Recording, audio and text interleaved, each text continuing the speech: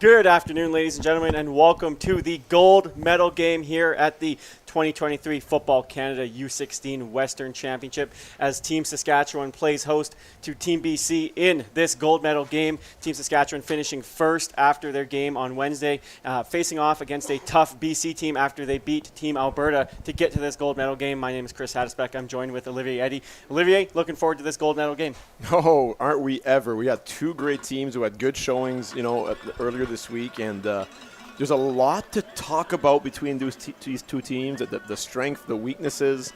The first thing I want to bring up is that Team BC chose to warm up on the ball diamonds behind here. They wanted to warm up for a full hour. Team Saskatchewan came up for warm-ups about 37 minutes-ish before kickoff. It is extremely hot out there, so I'm curious to see if the long warm-up is going to drain BC or if it's Saskatchewan who made the mistake because they won't be ready. But it is a hot game here on the turf. It's going to take a toll on the players. Yeah, we talked about before, we were standing in there waiting for this game to kind of kick off, and everyone's like, where's Team BC? And we found out later that they were warming up behind the beautiful facility here at Leibel Field. So, okay, BC last game, they came out swinging with a pass game. They didn't come out swinging, sorry. They came back in this game with the pass game. Did a lot of great stuff. I think that's what they're going to try to do today against Saskatchewan secondary. Saskatchewan being so strong in the middle defensively, so that will be something to watch for. On the other side of things, it's Saskatchewan O-line and run game that I think are going to impose their will today. We'll pause here for O Canada.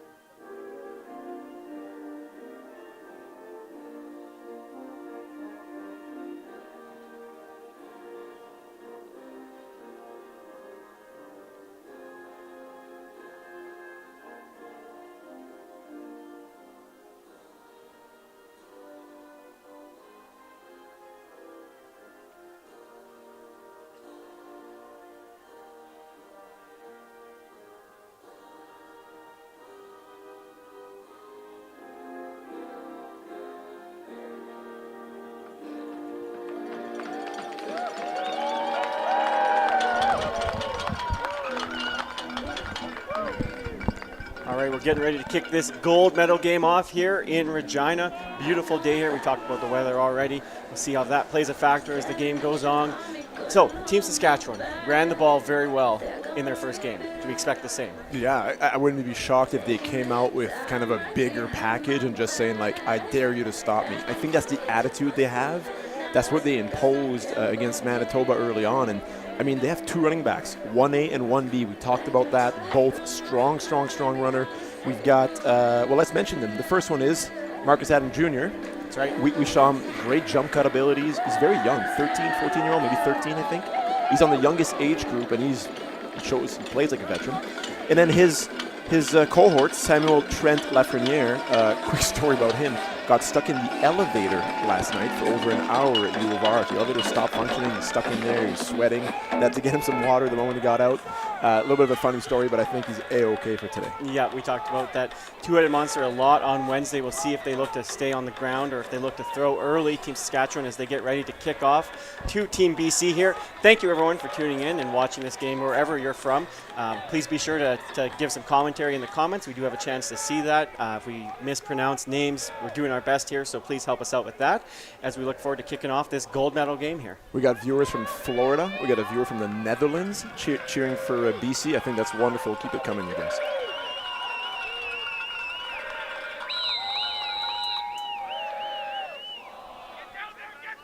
Good kick deep here.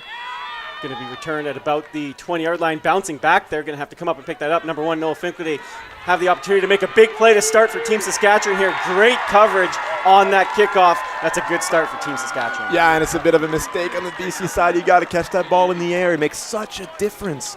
trying to return on the field with a ball that kind of stopped on the turf. So great field position for Saskatchewan as the BC offense comes on. Now, BC offense, we know something about them. We saw them play against Alberta. Lots of motions. They opened the game against Alberta with a trick play earlier this week. What do you expect out of them today? We'll see. Obviously, Team Saskatchewan has film on them now, so it's a little bit less unpredictable. Team Saskatchewan will have an idea of what to expect here, but we'll see if they come out in the air again. They had a lot of success with that the other day, as we see Elijah Black in at QB for Team BC. A little bit of a fake jet sweep, does fake and rolls out, throws deep to the fake jetter, and he comes down with it. Number 6, big play for Team BC to start that. That is Cristiano Loy Silva out of Palmer Secondary School on the catch. Now, I saw 2 forward passes on that. There's a jet sweep, which is a forward pass, or was it a handoff? It looked like a handoff, so it looks like a legal play. That's okay, right. well, I mean, double reverse pass for a gain about 25 to start the game. I mean, that's going to be fun for BC, and they're fired up.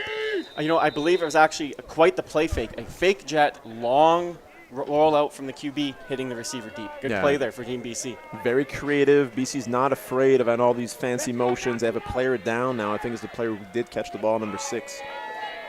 So we talked about coming out with some trickery, and they do just that. Obviously having success early on that first play, bring up 1st and 10 here. As the injured player just walks off there, we'll try and get a number. It looks like he's going to be okay. We'll see here. They didn't run the ball a whole lot on the ground. Now, with that said, Santiago Lorena did have some long runs later in the game against Alberta. We'll see if he has that same success today. Now, in a QB, is it possible it's not Elijah to start It looks like game? it might be someone else. That's right. It might be different from the list that we were given. It is number 12, handing that ball off to Santiago. So number 12 QB Chase Thurston is actually starting this game at QB for Team BC. Yeah, you're right, because on the depth chart given to us in the starting lineup, we had a different quarterback. We talked about Elijah. We know we'll see today. He's got a strong arm. He had a touchdown throw of 65 yards, in his game against Alberta. 55 of those yards were in the air. So, that when he's in the game, deep shots are totally part of the offense. Bringing up 2nd and about 5 here for BC. Santiago with a good run to start the day for him. Chase is going to start their motion. Lots of motion as Santiago comes in, adds in the backfield again. Chase will look to throw to his left. A little bit of a pump fake. Finds the open receiver. Going up and getting that. We'll see if they're going to call that a catch. They won't. The receiver did a great job but couldn't hold on to that.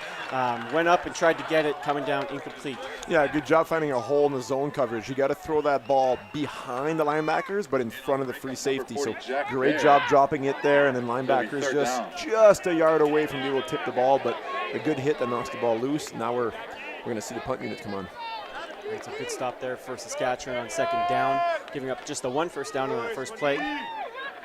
Saskatchewan going to the 1 returner set. They played with 2 returners, I believe, the entire game last game. Oh, they did the 1. That's right. Finkelday back there by himself as we see number 12 Chase. Different punter this time. Darius Gray, I believe. Now, I'm a fan of 1 returner. That means you've got 11 people at the line of scrimmage ready for fakes and ready to block players. Nice punt this time to the sideline. That one's going to go out of bounds and no return possible there. Good job by the BC punt team. 27 yards net on the exchange. It's not bad. It's not perfect, but it's good. You don't want to give Saskatchewan a chance to get too many yards on the returns. It's a safe way to start it off. So, Team Saskatchewan will start on offense here. Their first drive, ball on the 36-yard line, as we expect Corbin Thompson, number 15, to be in at QB as Marcus Adams Jr. lined up behind him. So here they are in double tight end set. You can expect a run here on first down. Yeah, we talked to their staff before, mentioned that they might go. It looks like the BC corner offside. He backs up there, gets onside there, almost penalty to start the game there. Going to take the snap, hand it off to Marcus Adams Jr. Finds that lane off the left side, or right side. Good job by the BC defense, limiting that to maybe a gain of 2. So this could be the story of the game, right? Can the BC linebacking core and D-line hold off this gigantic, strong, powerful O-line from Saskatchewan? We saw Saskatchewan run at will against Manitoba. Can they do that again today? It's going to come down to that front 7 from BC. Stop the run, you'll have a ball game. If you can't stop the run, Saskatchewan's going to, pun intended, run away with it. Looks like they're going to stay in that double tight end set here as Corbin Thompson lines up in the gun with Marcus Adams Jr. behind him. 2 receivers out wide. To his left. Corbin's going to take that, look to throw quickly to the right. On the quick hitch there to his wideout, makes the catch and gets a first down. I believe that is number 81, Keaton Belcher from Moose Jaw with the catch there. Great timing on the pitch and catch, right? This is a quick game, which means the quarterback essentially takes the ball, flips his hip. He's got maybe 2 to 3 seconds to throw the ball. It's meant to be quick. Good execution on the offense. They'll be happy with that first down. We'll see here if they go back to the ground game. Going to bring up first down ball on their 50-yard line. Team Saskatchewan with their first offensive drive here. Now they're going away from this double tight end set. This time they have a Roger on offense here, wide out on the left side. So maybe get a bit more traditional Canadian offense there. Jet sweep to Blackburn here, coming across number 5 this time. Going to make a good cut inside, get a gain of 5 there. For those of you watching on Wednesday, he was wearing number 8 and wearing number 5 today, but still has that speed in a different jersey. Yeah, and at Blackburn, his brother plays receiver on the U18 team, so the football runs in the family, and even more so, his father is a U of S Huskies alumni. There's 3 kids actually who has fathers on the U18 on the U of S alumni team. That's Blackburn, Shaw, and Rogers, so a big connection there. All right, we see second down here, 2nd and 5. Corbin Thompson in the gun. Gonna take that snap. He's going to fake the jet sweep this time. Hand it off to Marcus Adams Jr. He makes one cut, makes another, breaks one tackle, and gets enough for a big Team Saskatchewan first down. Marcus Adams Jr. has shown that athleticism. With a dad, who played in NCAA. We talked about Marcus Adams Sr. Earlier this week, and who's Chunky Adams, better known as. But his son is doing a great job, and he's a young running back, but he's showing his power early on today. Yeah, good run there, starting at running back here for Team Saskatchewan of that two-headed monster in the backfield. Corbin Thompson's going to take this gun snap here, 4 to his right. He's going to look, he's going to hand it off inside to Marcus Adams. He makes one cut there, and a good job by BC to limit there. He had some room on the offside. Nice job by, I believe that is number 87, Sam Schmidt from Okanagan on that play. Yeah, and the Saskatchewan now is starting to kind of go right back to what they want to do. It's run the ball and run it effectively. So here on 2nd and 5, I'm still thinking they'll run the ball, and even if they get 3 or 4 yards, they'll go for it on 3rd here. I really think they want to impose their will early in this game. Lots of 2nd and 5 here to start for Team Saskatchewan. Corbin's going to line up under center this time. Marcus Adams about 7 yards deep this time. He's going to turn, hand it off to him off the right side. Great job by the BC defense there to make a stop in the backfield. Brings up 3rd down. Yeah, that's number 17, Jay DeBeer, defensive end. He's listed at 6'4", 195 pounds from South Kamloops Secondary. Great play because he was matched up one-on-one against the right tackle, and he just found a way to get in the backfield. That's a big stop for BC, and they're going to maybe make Saskatchewan question, do we want to run the ball as much as we want or wanted to, or are we going to go to the pass? So I think that's an important stop for BC. You cannot let Saskatchewan march down the field in this first drive. So Team Saskatchewan 2 punt here. Ball on the 47-yard line, sorry. 4 protectors inside there for Team Saskatchewan. Gets the punt away. Nice kick to his right there. Going to bounce here. Going to take it off. See if he can bounce it there. Touch live. This ball is a live one. They're going to throw the no yards. We'll see about that. We'll see if that stands. As of right now, Team Saskatchewan did fall on that. It looks like the officials are going to call no yards, though. Yeah. So it's a decent punt by the Saskatchewan punter. So, which is looking for a number here, I think. Yeah. At last. Alexi Gordon, and the story about Alexi is that he is actually a rugby player. He's been playing less than 1 year of football, but he handles the punting duties on top of being a D lineman for Saskatchewan. So he'll be a player to watch today. All right, so it is a no yards penalty, so BC will stay with the ball on offense for their 2nd drive. Ball on the 17-yard line here to start. As number 77 center for BC, Alex Jasper, lines up, ready to snap the ball here. To Elijah Black this time, I believe. Motion behind him, going to take that snap. He's going to turn, just hand it off inside there off the left side. And big stop for the Team Saskatchewan D-line there. Maybe a gain of 1, if that. So I think this is where it's interesting to me. BC wants to see if they can run the ball. I'm not sure they can on the Saskatchewan defense. I think they'll have to go to the air, but we'll see how it goes in the early goings. Nice job by number 99, Owen Topping out of Holy Cross up in Saskatoon on that defensive line there. Come on, O-line! So it will be a short gain here, bring up 2nd and about 8. As Elijah Black is in at quarterback. 1 second left on the play clock here. He's not going to get this off. We'll see if the officials call it or not. It's currently sitting at 0s, and the side official is calling the time count here. So yeah, and the side official, it's not his job to make that call, but he's doing it because Saskatchewan bench is yelling, hey, time clock violation, and nobody else is calling it. So, of course, he peeks and he sees the 0s and he gets the call in. Absolutely the right call. It was at 0 for at least 2 or 3 seconds there. Oh, absolutely, yes. BC was too slow getting out. And sometimes it's tough because the ball doesn't always get whistled into the exact same point, but you got to have some sense of urgency in the BC huddle. So that backs Team BC up 5 yards now, brings up 2nd and 13. See here if Team BC looks to throw in the air, or stay in the air now. We've seen a few screen passes from BC in the situation in the first game. You think they'll go to it? You know, it's something that we expect a lot on 2nd and long here. They did have success just sitting back there and throwing in the pocket as well. Lots of motion once again here. He's going to play action. Look to his left, Elijah Black. Is he going to throw deep? As we talked about there, great coverage, and it's going to fall incomplete. Nice coverage there by number 17, Carver McLennan, and number 1, Noah Finkelday on that deep pass there. That is textbook coverage, and it's an important part of Saskatchewan defense because I think if BC are to score a lot of points today, they'll have to do it through the air. So if Saskatchewan can shut that down early, it might be a good sign for them. So Team BC here, do you take a safety? Backed up to your own goal line. You know, they have a good punter, but do you want to give Saskatchewan the ball, you know, probably on your side of the field? Well, yeah, I mean, Saskatchewan returner is standing on the 44-yard line. Let's say he gets a 5-yard return. You're almost already in field goal range here if without even having a big return. They will punt it away here to Noah Finkelday, number 1. And good kick this time, again to the sideline. And you know what? Considering they chose to kick it, probably the best case scenario there. It is. They're getting 32 net yards on that punt, which is a decent exchange. Saskatchewan takes over on BC's 51-yard line. Those are interesting decisions, right? Because if you have a bad punt, then everybody can say, yeah, should have taken a knee, obviously. But you don't know before the fact, and I guess you got to trust your players. Team Saskatchewan here ready to go for their 2nd offensive series. Corbin Thompson once again in the gun with Marcus Adams Jr. to his right. 4 receivers to the field side this time. Motion interior D-line there for BC. Corbin will take that snap. He's going to look deep to his right side. He's got a receiver open. Nice job going up and getting that, and it looks like they will call that a catch. That's Keaton Belcher out of Moose Jaw with the catch on that play. Yeah, fantastic pitch and catch. It was interesting, too, because Saskatchewan went quads to the field, and BC didn't bring their halfback over. So that's, the defensive back that plays between the linebacker and cornerback position. We call them the halfbacks. Normally, or quite often, they'll either spin and go act like a free safety, and a free safety will come down to cover number 4.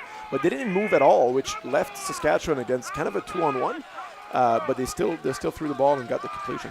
Corbin Thompson here in the gun, take the snap. He's going to read this time, hand it off to Marcus Adams, but there's nothing going that time for a loss in the backfield. Great job by a handful of BC defenders there. Yeah, and I'm impressed so far with the BC defense. I mean, Saskatchewan, I think maybe everybody in the stadium, including the BC coaching staff and players, knew that they had to stop the run if they had a chance to win this game. So they're clearly doing a good job staying in there.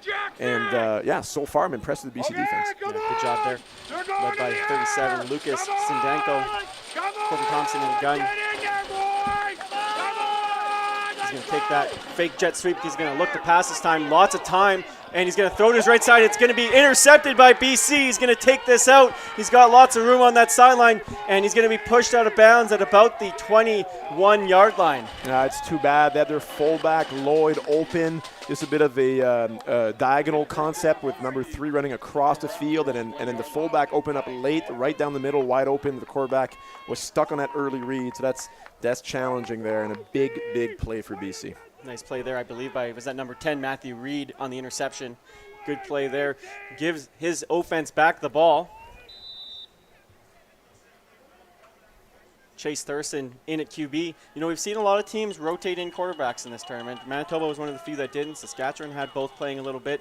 BC looks like they're going to stay in this rotation as Santiago motions in there, and he's going to get that handoff, and he's going to get maybe a yard or 2 on that left side. Yeah, they do rotate quarterbacks a lot. BC almost did it, I almost want to say, every single drive last game. And Alberta was another team who did it a ton too, and it's paid well for them. I mean, it shows if something were to happen from an injury point of view, they'd likely be ready with quarterback number 2. I think it's just maybe a testament that they have 2 quarterbacks they know they can trust. That's right. At a provincial level team, you expect to have 2 quality quarterbacks.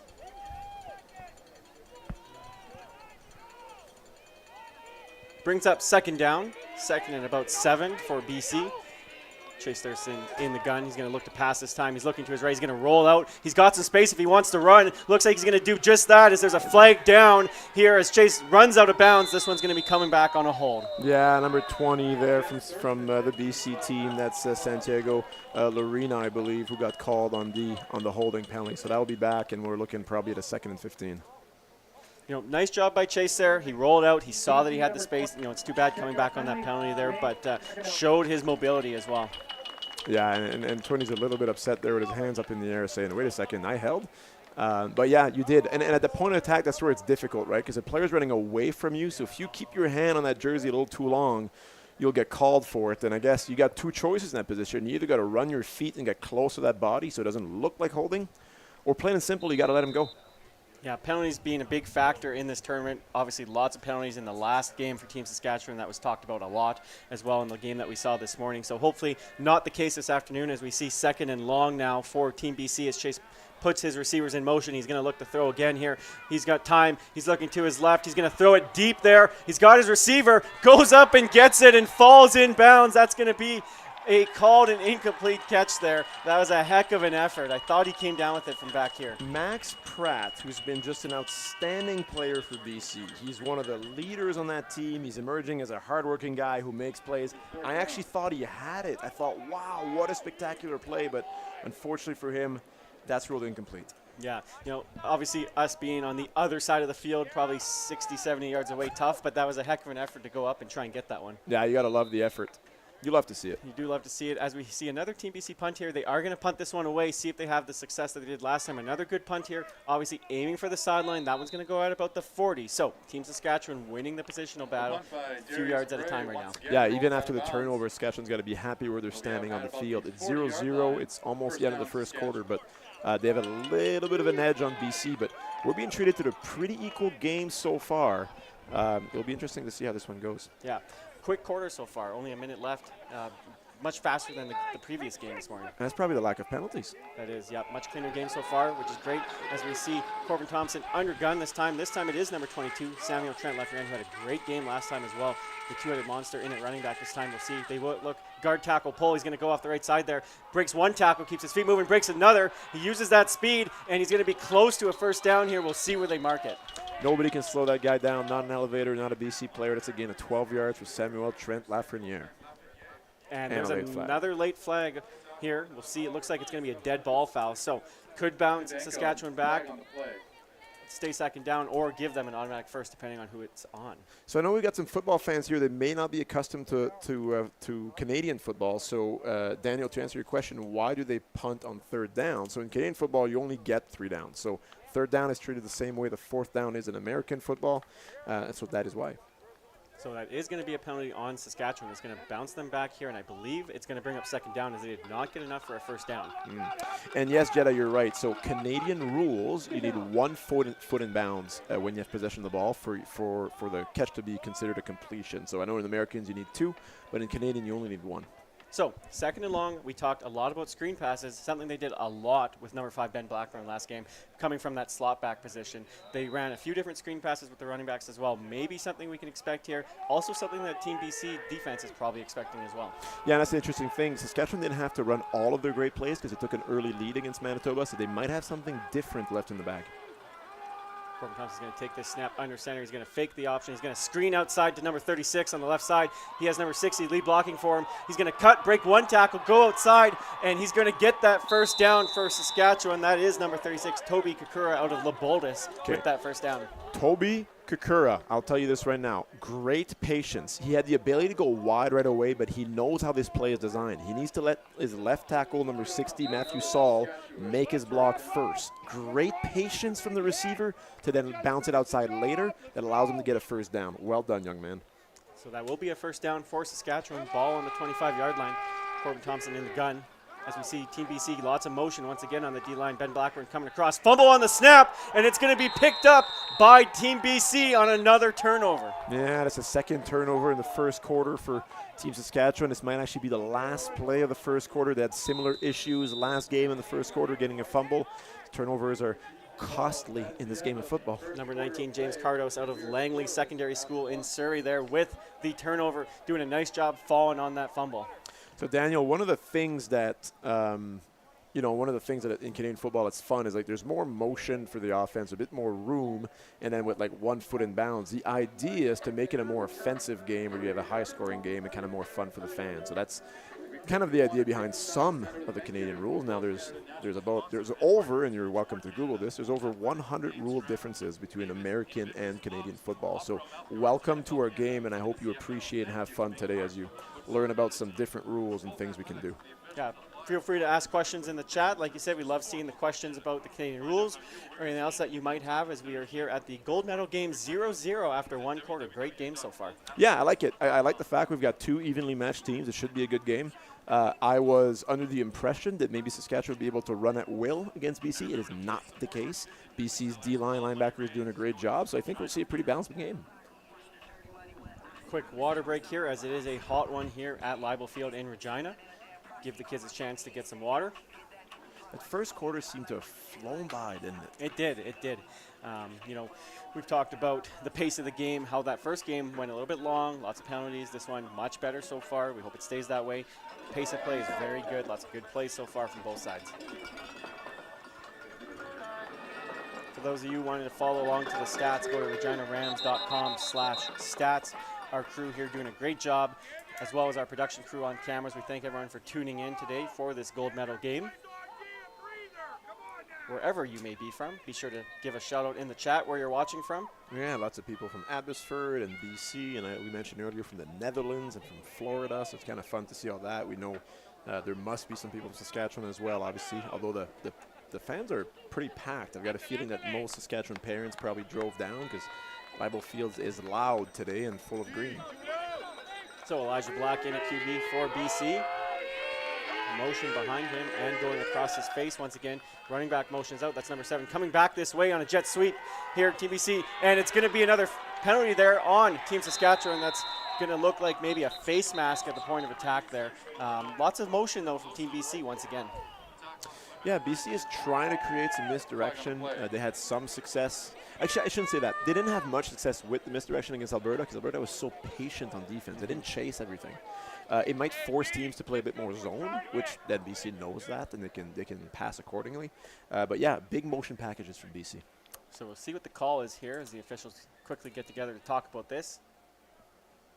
So it's actually going to be a holding on BC. So Team Saskatchewan will look to likely decline this after the stop by 48 Colton Shaw. Nice play there by him. So that's going to bring up 2nd and long. Yeah, that's the right call. You can go 1st and 20 or 2nd and roughly 17. What? 17. Almost, yeah. So it's a no-brainer here to decline this and then just, let your defense sit back, maybe allow a 5-6 yard gain, rattle down, and force them to punt. Yeah, so we'll see what BC does here. Maybe look to take a shot or just get a few yards here, make the punt a little bit easier. Oh, James Bond is in the chat, watching from Winnipeg, Manitoba. Winnipeg. Good to have you, James. So 2nd and long for BC here. Elijah Black in at quarterback. He has 3 to his left, 1 to his right, as one other running back bounces out there. Now he's got quads to his left. Lots of motion as expected for Team BC. Elijah will take the snap. He's going to look to pass. He's going to look to his right, and he will bomb it to his right there. He has a receiver open, makes the catch down the middle of the field. Fumble, though, and we'll see. It looks like he maybe didn't come back with that. It looks like this is going to be a Team Saskatchewan ball after the fumble.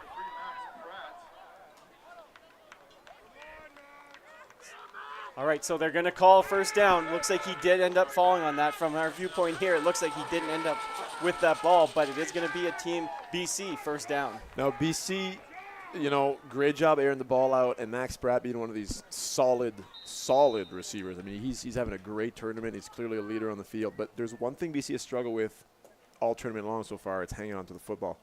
So many fumbles in the first game, and then Max, I think he was sweating after that one. Because of the heat, but also you can't fumble after a 30-yard game. No. So comes down with the great catch, though. Does give them a 1st down. Still BC ball. They did not have an end out here, so it is going to be a penalty. Elijah Black takes that snap. He's running outside here, and we'll see here what Team Saskatchewan does. It's going to be procedure, no end. Team Saskatchewan's going to have to make a choice here. 1st and 15 or 2nd and 8. Watching from Africa. Wow, look at that. Nice. We are multi-continental. There you go. So call is no end. Speaking of being from all over the place, right? We only have viewers from BC and Saskatchewan today. We've got nice variety. One thing worth mentioning, and I think it's something we can be proud of in Saskatchewan, as we look at the roster here, there are players from 20 different schools on this roster from Team Saskatchewan. I mean, that is no other. There's a few teams with great variety and diversity, but 20 out of a roster of 45 athletes? Yeah, we talked to the coaches about that and the GM, Brendan Bennett, about the diversity that this team has as far as where their players are from. BC is another one. Lots of different schools, lots of different towns, which is great to see. as we see Team BC go for it here on 1st and 15. Ball is snapped over his head, and it looks like that's going to be a big loss on the play, pressured by 48 Colton Shaw, and that's going to bring up 2nd and, oh boy, almost about 25 yards here. You know, we talked in the first game about not going on players on the ground there. I thought that was a little close, though. The officials let that go. Yeah, I mean, they called that once for sure earlier this week. Maybe they didn't think the QB necessarily had full possession yet, so they're going to give the benefit of the doubt. And I'll be honest, I like an officiating group that kind of lets the game flow a little bit. Absolutely. The last thing you want to do is take over with too many flags, so I'm okay with a no call. Yeah. Colton Shaw, big D end. We talked about him last game. He's got a sister to play as a left tackle. That's right.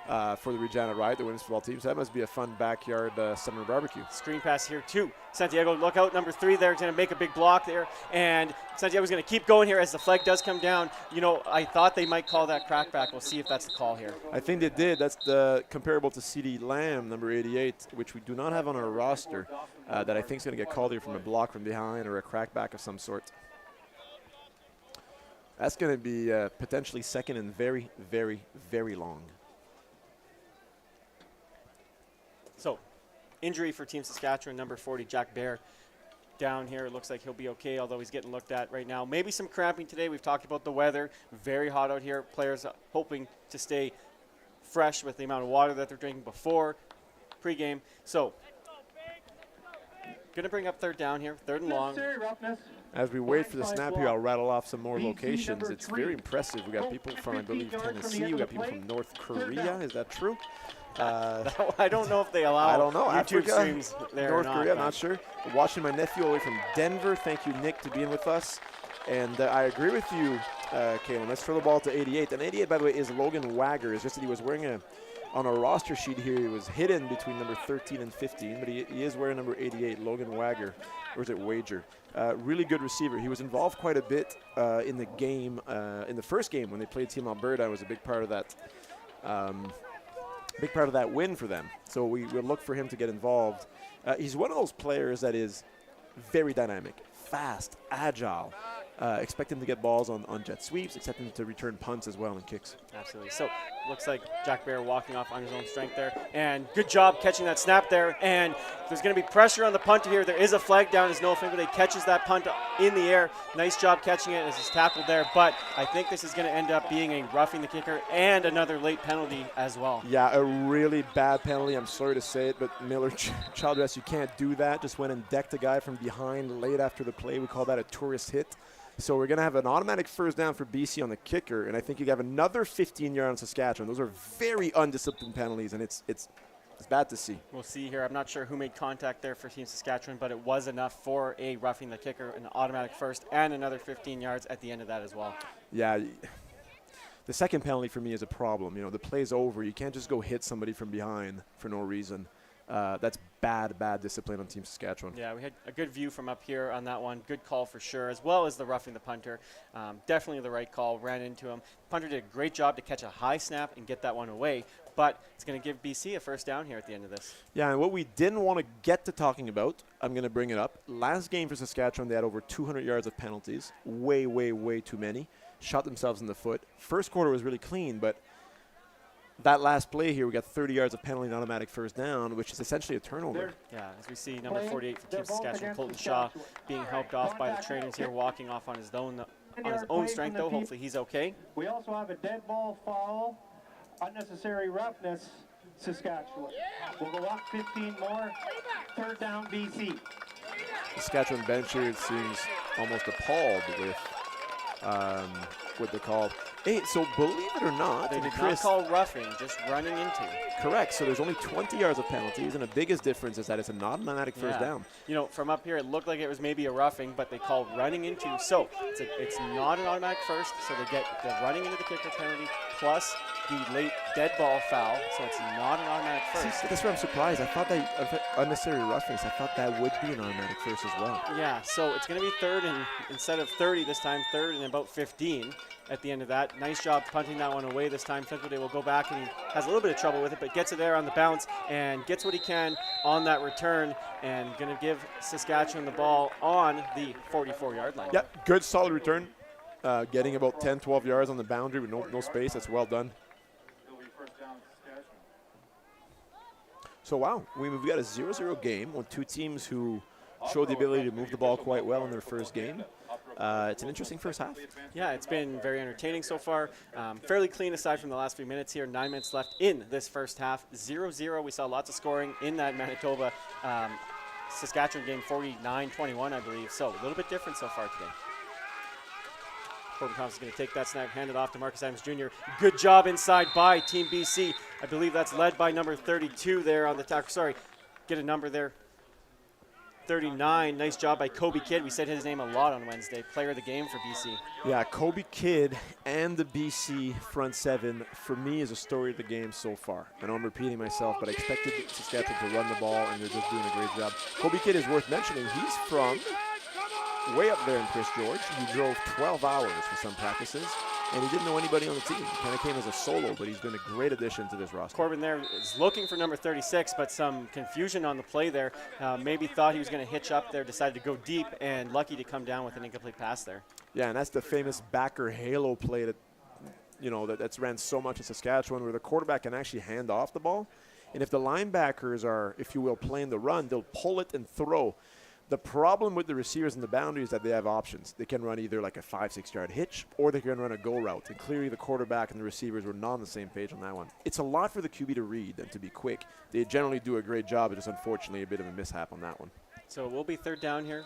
Team BC with the stop. Going to have two returners back on this return.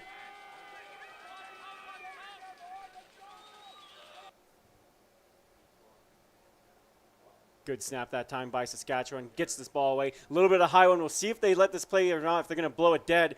And they are going to let this go, it looks like. And we'll see here. I don't believe anyone was onside, so I think this will be an easy no yards call. I believe that's the punter, Chris. It looks Was like it's that a first 76? down for Team Saskatchewan. So it will be. That's right. I was trying to catch the number before. I couldn't quite see. So you're right. This is going to be a first down for Team Sask. Now, for our fanatics of American football, you may not understand this one, but if a player is lined up behind the ball when it's kicked, a.k.a. the punter, most of the time, well, always, that player does not have to observe the no yards rule, and that player can also play the ball as if it was a fumble, as if it was a live ball.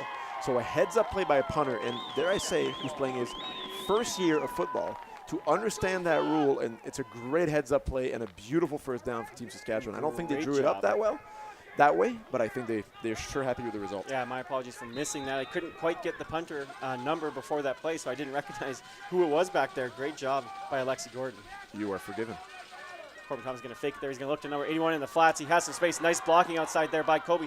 And a good job getting a first down there for Team Sask. Good job in early blocking by the wide receivers, blocking DBs before the ball is thrown and catch, but that's okay because the ball is thrown behind line of scrimmage and hence considered a screen pass. It's a great play design by Saskatchewan. Good job to Keaton Belcher there on that reception out of Moose Jaw. Team Sask starting to put the pedal down a little bit quicker out of the huddle now.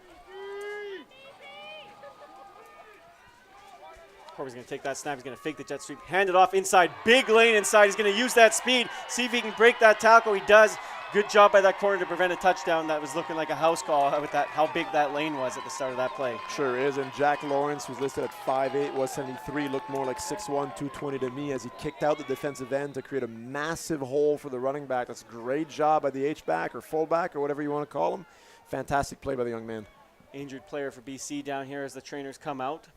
So we talked about Samuel Trent Lafreyen's speed on that. So we saw that big lane, and on Wednesday against Manitoba, when we saw that, he was often taking it all the way to the house. Yeah, and you got Marcus Adams Jr., who's maybe seems to be kind of a jump cut / pretty tough runner. He'll get you 6, 7, 8 all the time. And then you got this change of pace back, right? Trent Lafreniere is he's hit a lot of home runs last week, and today already you look at his yards per carry. Saskatchewan is pretty fortunate to have basically a two running back monster. Yeah, for sure. Two-headed monster, is that what you say? Two-headed monster, that's Thank right. you, Chris. Yep. So that's going to give Saskatchewan a first down here as we see the injured BC player. We'll try and get a number here for you.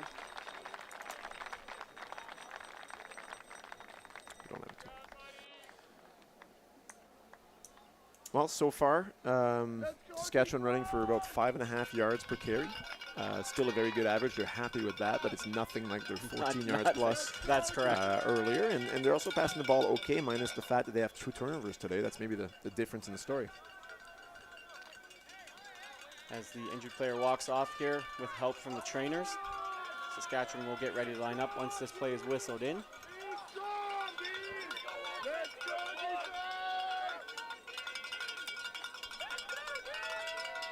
Is this time for the play action rollout here, the misdirection handoff? We did see play that action a lot, roll. as Corbin Thompson is ready to go under the center this time.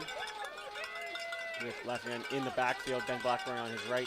He's going to look, he's going to fake it, he's going to turn, hand it off to Lafreniere inside, finds that lane, keeps his feet going for a Team Saskatchewan touchdown. Beautiful run. So it wasn't the fake boot, but it was that run that we thought was coming. The little misdirection handoff for the running back. The QB shows the ball left and he gives it right. A nice play, good blocking up front, and that's a nice touchdown for Saskatchewan. Great job by that O-line. They're giving him another lane to run through. Puts Saskatchewan up 6-0 with 6 minutes and 40 seconds left as the extra point attempt is coming here. Now, no big threat for BC just yet. They've still shown a great ability to control the run. I'm not going to say stop, but control it. And they have the ability to pass the ball and get big plays. We've seen that already with Max Pratt. So it's only 6-0. No time to panic. Still early as we have another BC player injured here.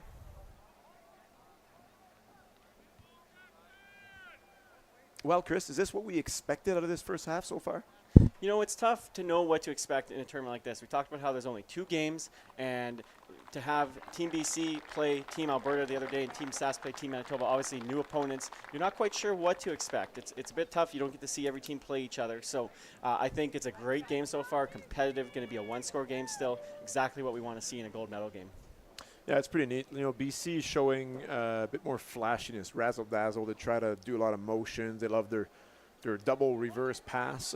They did a reverse last game, and they've got all of that. The thing with BC is that they had to throw everything at Alberta. Saskatchewan, on the other end, they didn't really run anything different in the second half because they took control of the game, so they might have a deeper playbook for this game. I guess we'll wait, learn, and see. Yeah, Trevor Wiggins puts that extra point through, putting Saskatchewan up 7-0 with 6:40 left here as we have another injured BC player down after that extra point. Yeah, Braden letting us know that the play call on that was counter. Yeah, it's absolutely a counter. It's a misdirection run where they're showing the ball one direction and bring to the other, and you got pulling O-linemen. So that's the way Saskatchewan is running their counter run play.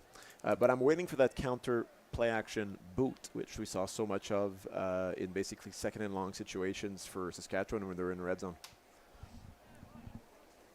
I guess you got to run the counter before you run the counter play action, don't you? That's right. As we see, one of our people that we're very familiar with, Logan Hubick, out there helping with the training staff today, helping this injured BC player here. We have seen the injured players walk off on their own. Looks like everyone should be okay this one. We'll try and get a number again for you here. We don't have any updates from the sideline on injuries, but we'll do our best to let you guys know what we can find out. We've talked about the weather, maybe some cramping as well coming up here. Yeah, and as you talk about some of the people who are helping out today, there's a number of familiar faces from Saskatchewan who are giving their time and being part of this tournament. I know I saw hobbling around our good friend Michael Scraper, who shoots videos and photography with Shoot with Scrapes, his company. Right. He's got a torn Achilles, but he's here. He's here in his crutches and his shooting boots. For Football Canada this week, doing a great job. Absolutely, is absolutely wonderful. We got Thomas Retzlaff with At the Game Media, who's providing the video for the coaches. That's the video that's uploaded to the software for coaches to analyze and show to their players and create strategy. So thank you to him. And we've got all the familiar faces here from Regina Minor Football, and it's just nice to see everybody come together for such a nice week of football. Absolutely. That is number 87, Sam Schmidt from Okanagan, currently down, being looked at. Looks like his knee maybe from the trainers here. We've talked about the volunteers here at this tournament. Been a great week so far. The players and the teams had the opportunity to go to Mosaic Stadium on Thursday night for maybe wasn't the most exciting CFL game, but still a great opportunity to check out beautiful Mosaic Stadium and an exciting, unique Canadian end to that game. Yeah, it was pretty neat. It was dull for a bit, and you can tell the fans were super happy, but then it came all alive and all together at the end, didn't it? So Sam Schmidt being helped off here by the medical staff here. Not under his own power. We hope that he is okay. Team Saskatchewan will get ready to kick off here right away after the injured player gets off the field with help from the medical staff.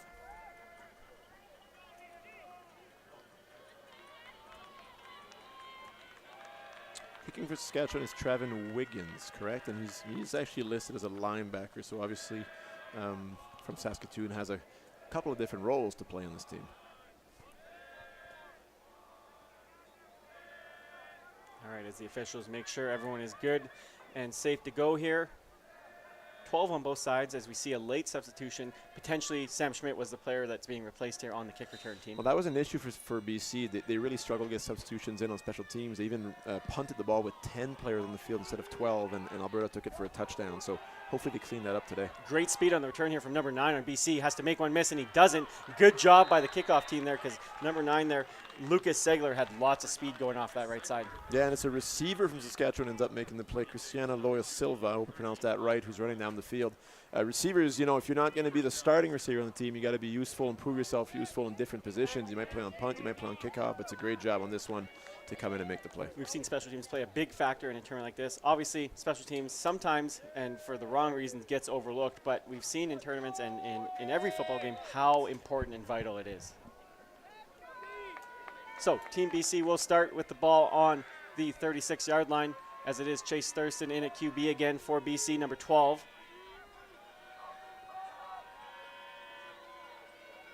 Not quite as much motion this time as we're used to seeing with BC.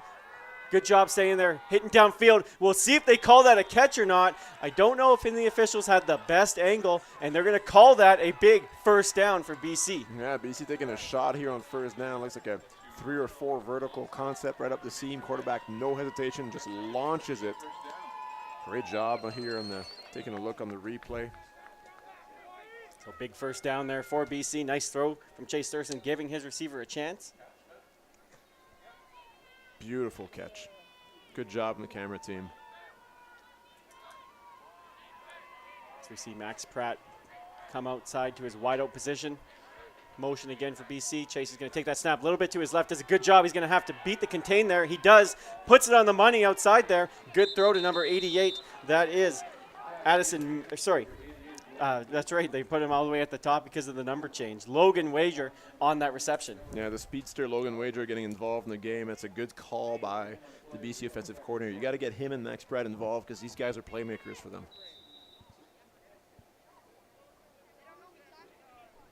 So, second and short for BC. We haven't seen them run the ball too much today yet, though. We'll see. Santiago had a good game, and he has had some success. He often lines up as a slot back and then bounces in it. And it looks like we might see something similar today, or with this play here. He does come in, lines up to the left of Chase. He's going to take that handoff inside, big hole inside, keeps his feet moving, breaks some tackles, and gets a big BC first down. Yeah, it's interesting to see if BC will abandon the run game, or are they going to use it here and there, sprinkle it in, make sure Saskatchewan's staying honest? But clearly they're having more success in the air. I'd like to see Santiago get the ball a bit more. He's had success running the ball when they give him a chance. And again, they have him lined up as a slot back often and then have him come inside. And nice run there by him. Yeah, it's good to see that they're able to when they need to. I mean, in your run game, when it's 2nd and 2 or 3rd and 2, like you got to know you've got something in there that can help you get that first down. It's an important part of the game, and good on them if they can keep going. So another injured BC player here. It looks like potentially lower body. You know, I don't want to say that we talked about it, but we talked about the early warm-up and the long warm-up in this heat. Could be playing a factor already. I'm going to say for sure it does. I mean, you and I coached on this field about a month ago, and I think if you were here last week listening to us talk, we're going to repeat the story, but it felt like 41 degrees out there, and our players were really, really struggling with the heat.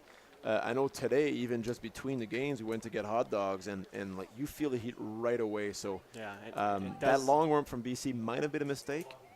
Does look like a potential cramp there, a cramp left leg injury by Guido Catania of St. Thomas More, New Westminster. Hopefully that he is okay. Looks like he's starting to put some weight on that left leg, so we hope that he's all right, as BC will stay on offense here after a first down. Chase Thurston at QB. Now, coming into the game at right tackle is number 85, Lucas Williams. He's listed as a center. He's going to play the right tackle position. Guard tackle pull. This time he's going to hand it off. Chase Thurston is inside to number 7. Nice job reading his blockers there. That's Peyton Mansfield. Nice run on first down. And that is 85. Lucas Williams is pulling through, leading all the way, so they're not hesitant to say, you know what, let's get you involved, Lucas. You're fresh. Brings up 2nd and 5.5 or so. BC have a good drive here. potentially third down territory. We'll see what happens here, what they get here. I don't think they have, obviously they don't have a kicker who can make a 37, 38-yarder. Maybe they do, maybe they don't. But I think, we talked about passing the ball so much. I think if they run here, they know they've got 3 down to play with. Chase is going to look to throw. There's a flag down. He's going to have to break the sack there. Keeps it himself inside. Gets close, if not to a first down. However, there are 2 flags down. It looks like it's going to be offside. We'll see who the call's on.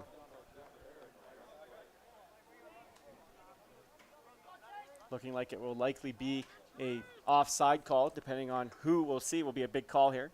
Looks like it is offside on BC, so they're going to accept that penalty, and it will be 2nd and 10 now.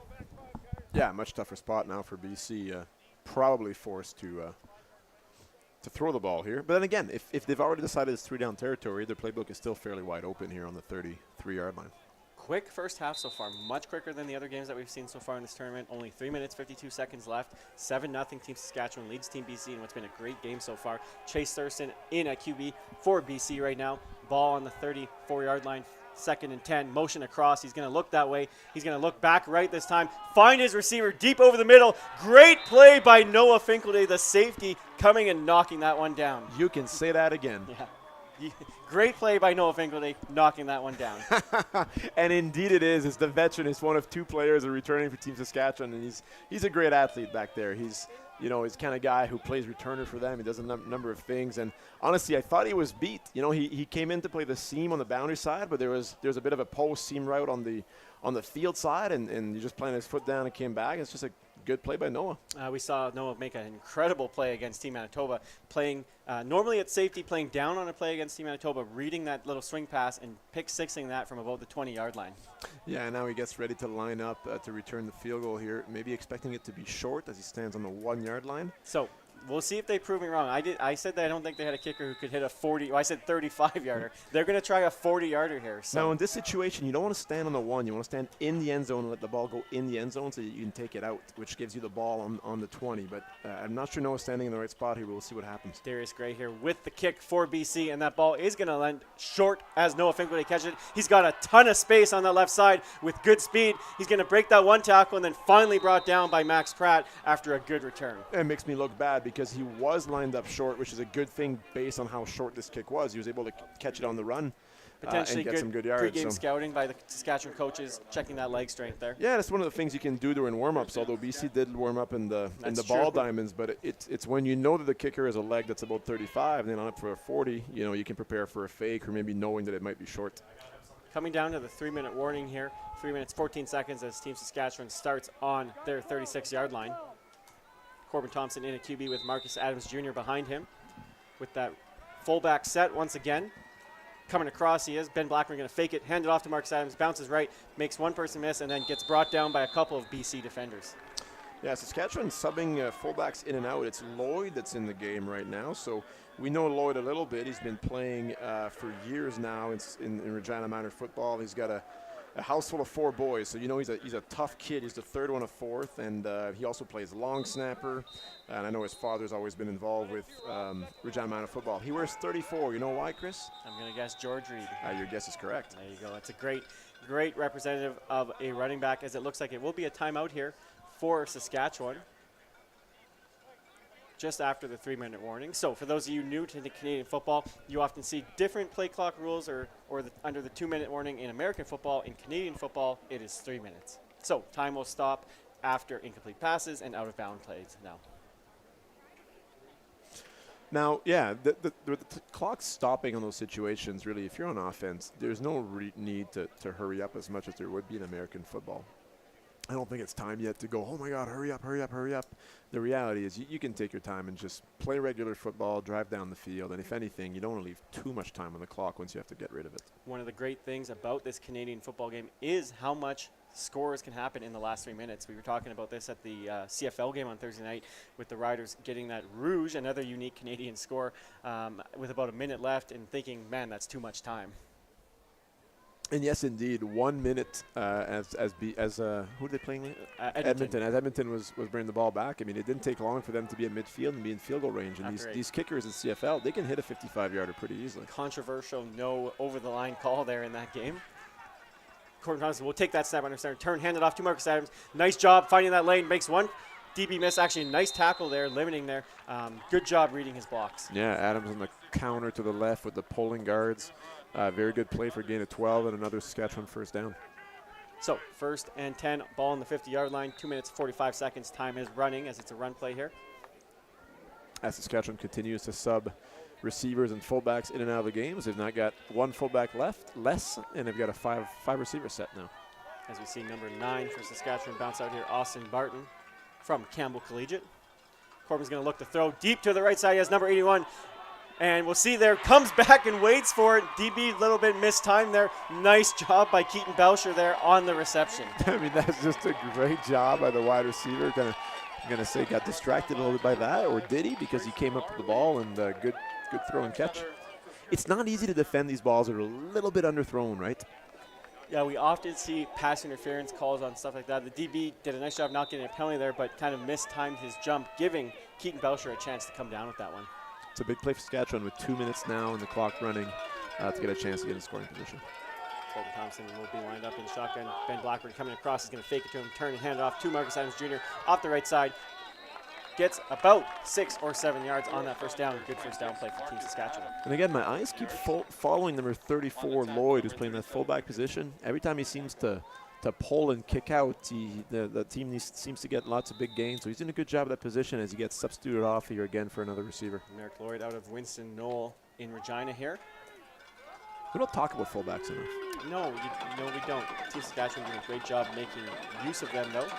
As Colton Thompson will take the snap. He's going to turn and hand it off to the right side. On the left side, makes one jump cut there, makes another. Does a nice job, keeps his feet moving, and it's going to be enough. We'll see here. Looks like enough for a first down, and it is. Yeah, so now they're on the 15-yard line. It's 1:38 left on the clock, and the clock will keep going once the referees blow the ball in here. So Saskatchewan can take their time, let the clock run down even more as they drive for a score here. 1 minute, 35 seconds as the clock runs here. Play is whistled in. Corbin Thompson under gun. We'll see here if maybe they do that counter option rollout here. He's going to turn. He will actually hand it off this time. Good pressure inside there by the BC D line for a loss this time. Yeah, and BC needed one of those. They've been gashed a little bit on the run in this drive, and they need to get their confidence back and get a big stop. You know, it's 7-0. They can't let this thing go to 14. No, I believe that's number 46, Lucas Galloway out of Mount Douglas Secondary in Victoria, BC there with a nice play. The chat's gone quiet, Chris. We were getting so many messages, and now there's no The game's too entertaining to chat. Oh, well, we like that. Corbin in the gun here, going to turn. A little bit of a mishandle with the snap there. He's going to turn. He's going to throw deep to the end zone to Toby there, and it's going to fall incomplete. The receiver was staying short, and they're going to call a pass interference. I don't know about that one. No, and the BC bench is livid. A couple of coaches there. The players throwing a helmet. Upset at that call, and it's interesting. If from up here, I didn't see the pass interference, but let's see what we get on the replay here. Looked like the receiver had turned already and had to backpedal to try and get that. A little bit overthrown. If the receiver was turned there, I don't think he had a chance to catch that. I'm not a big fan of that call there.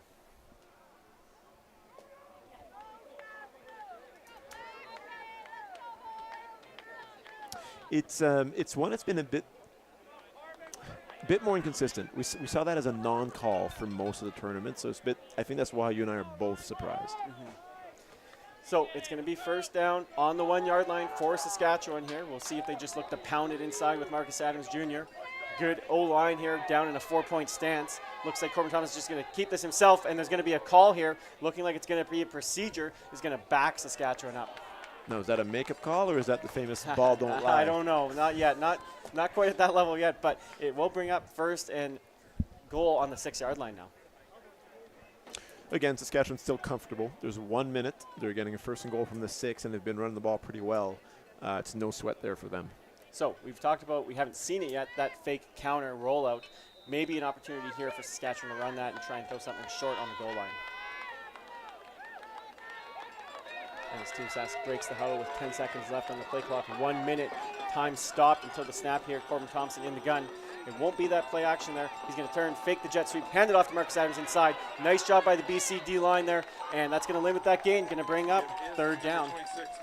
As the live chat comes to, or the chat becomes live once again with 15 comments here in 10 seconds. Second down, I believe, second down. The different colored helmets, that's a representation from which club, team, high school that these players might play. So you may see a few helmets that are similar. These people are quite likely teammates in their whole club or old cities.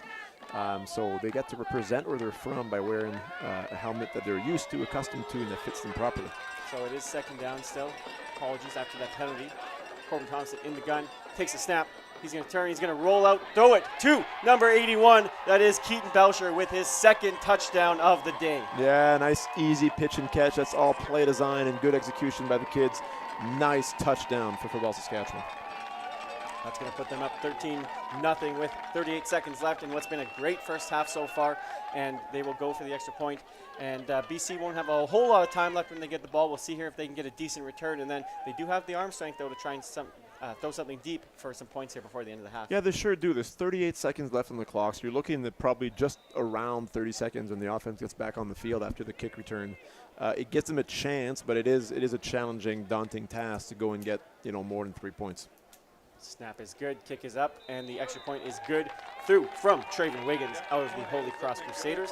Kicking that through makes it 14-0 for Team Saskatchewan in this Football Canada U16 gold medal game here at Leibel Field.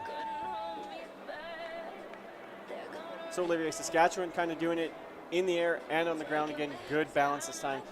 Leaning heavily on the run game against Manitoba last week. This time a little bit more diversity. Yeah, I mean, I was expecting them to run the ball just because it's what we saw. The reality is with BC stopping the run a bit better than Manitoba did, Saskatchewan is forced to go a bit deeper in their playbook, but they seem to have no issues with passing the ball either. It's a pretty complete football team. We saw substitution issues with BC the other day. Looks like they are good here for this kick return. As Traven Wiggins lines up, ready to kick this ball off. Nearing the end of this first half. We thank you all for watching wherever you are. Lots of non-traditional kickoff and kickoff return teams we've seen in terms of alignment, not always balanced. It's very interesting to see. Good kick for Wiggins that time. Going to kick it to about the 20-yard line. Caught in the air. He's going to look to the right side. And good pursuit there by number 76. That is the kicker. Or sorry, the punter there. And good job limiting that gain for Team Saskatchewan kickoff team. Yeah, it's difficult to run the field return. You either make the corner and you're good or you don't. And in this situation here, the return ends up running about 40 yards. It only to gain 5 or 6 as we see a flag also on the field.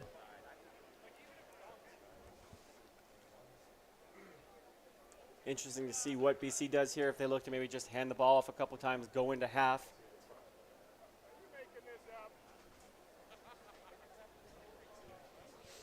Yeah, we talk a lot about officiating and the calls here in the chat, Chris. It's not easy. It's so quick, right? And you've got a bunch of officials who are from different parts of not only the province, but the Western Canada. I've got officials today who are from BC. There's some that are from Saskatchewan, but also Manitoba and Alberta. So they're not used to each other. But they're doing all they can to call a fair game. And honestly, we can nitpick a call here and there, but they're doing a great job. Oh, absolutely, as there's a UR on Saskatchewan there. So that actually gives BC the ball on their 50-yard line. We'll see if they can make the most of that penalty there. As Elijah Black takes a snap, does a semi-roll to his right, will plant and throw. He's got a receiver on that corner, close to that sideline. He's going to fall incomplete. Yeah, just ran out of room a little bit there. You almost swished the ball. It would have been on the left hash for that play call because just ran out of room running to the boundary. It's not often you see quarterbacks booting to the boundary in Canadian football. It makes a big difference when you're booting to the field versus the boundary. It's about 22.5-yard difference between the hashes? Quite a big difference there. Good coverage over top by Noah Finkelday there from his safety position. Going to bring up 2nd and 10, 23 seconds as 7 seconds ran off the clock there.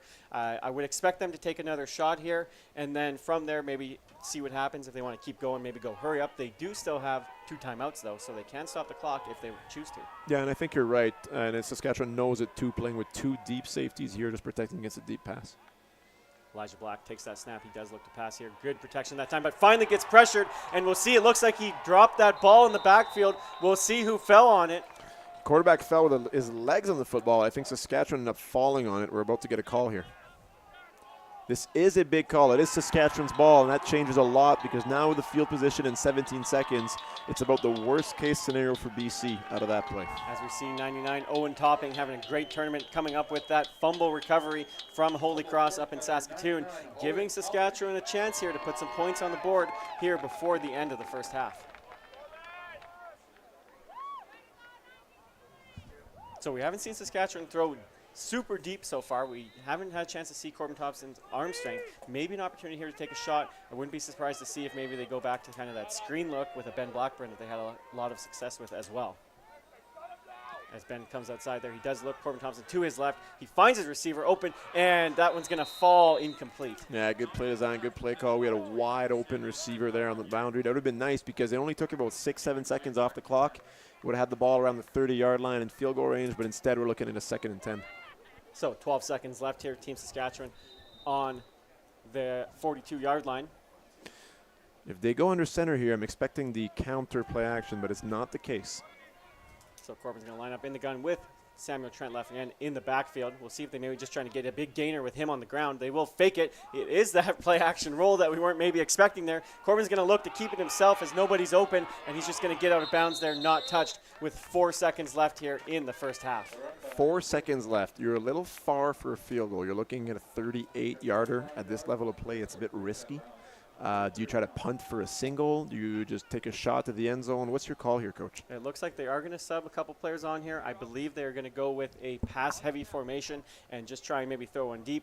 I also wouldn't be surprised with the athletes that they have to maybe throw short to a Ben Blackburn and try and get some blocking and try and make something happen as well. Obviously, Samuel Trent Leffian also has the home run ball here. We'll see what Team Sask does on the last play of the first half. He will look to pass. Ben Blackburn in there, and he does catch that screen here. He has a couple blockers, but a nice job by BC. Big tackle by number 9, Lucas Segler, ending that scoring opportunity for Saskatchewan. And that makes it 14-0 at the half in what's been an incredible gold medal game here so far. Yes, it's time to get our popcorns, get our hot dogs, get some refreshment, go to washroom break, and as we're ready for a second half of football where we'll find out who the gold medalists are. Thank you, everyone. We'll be back after half.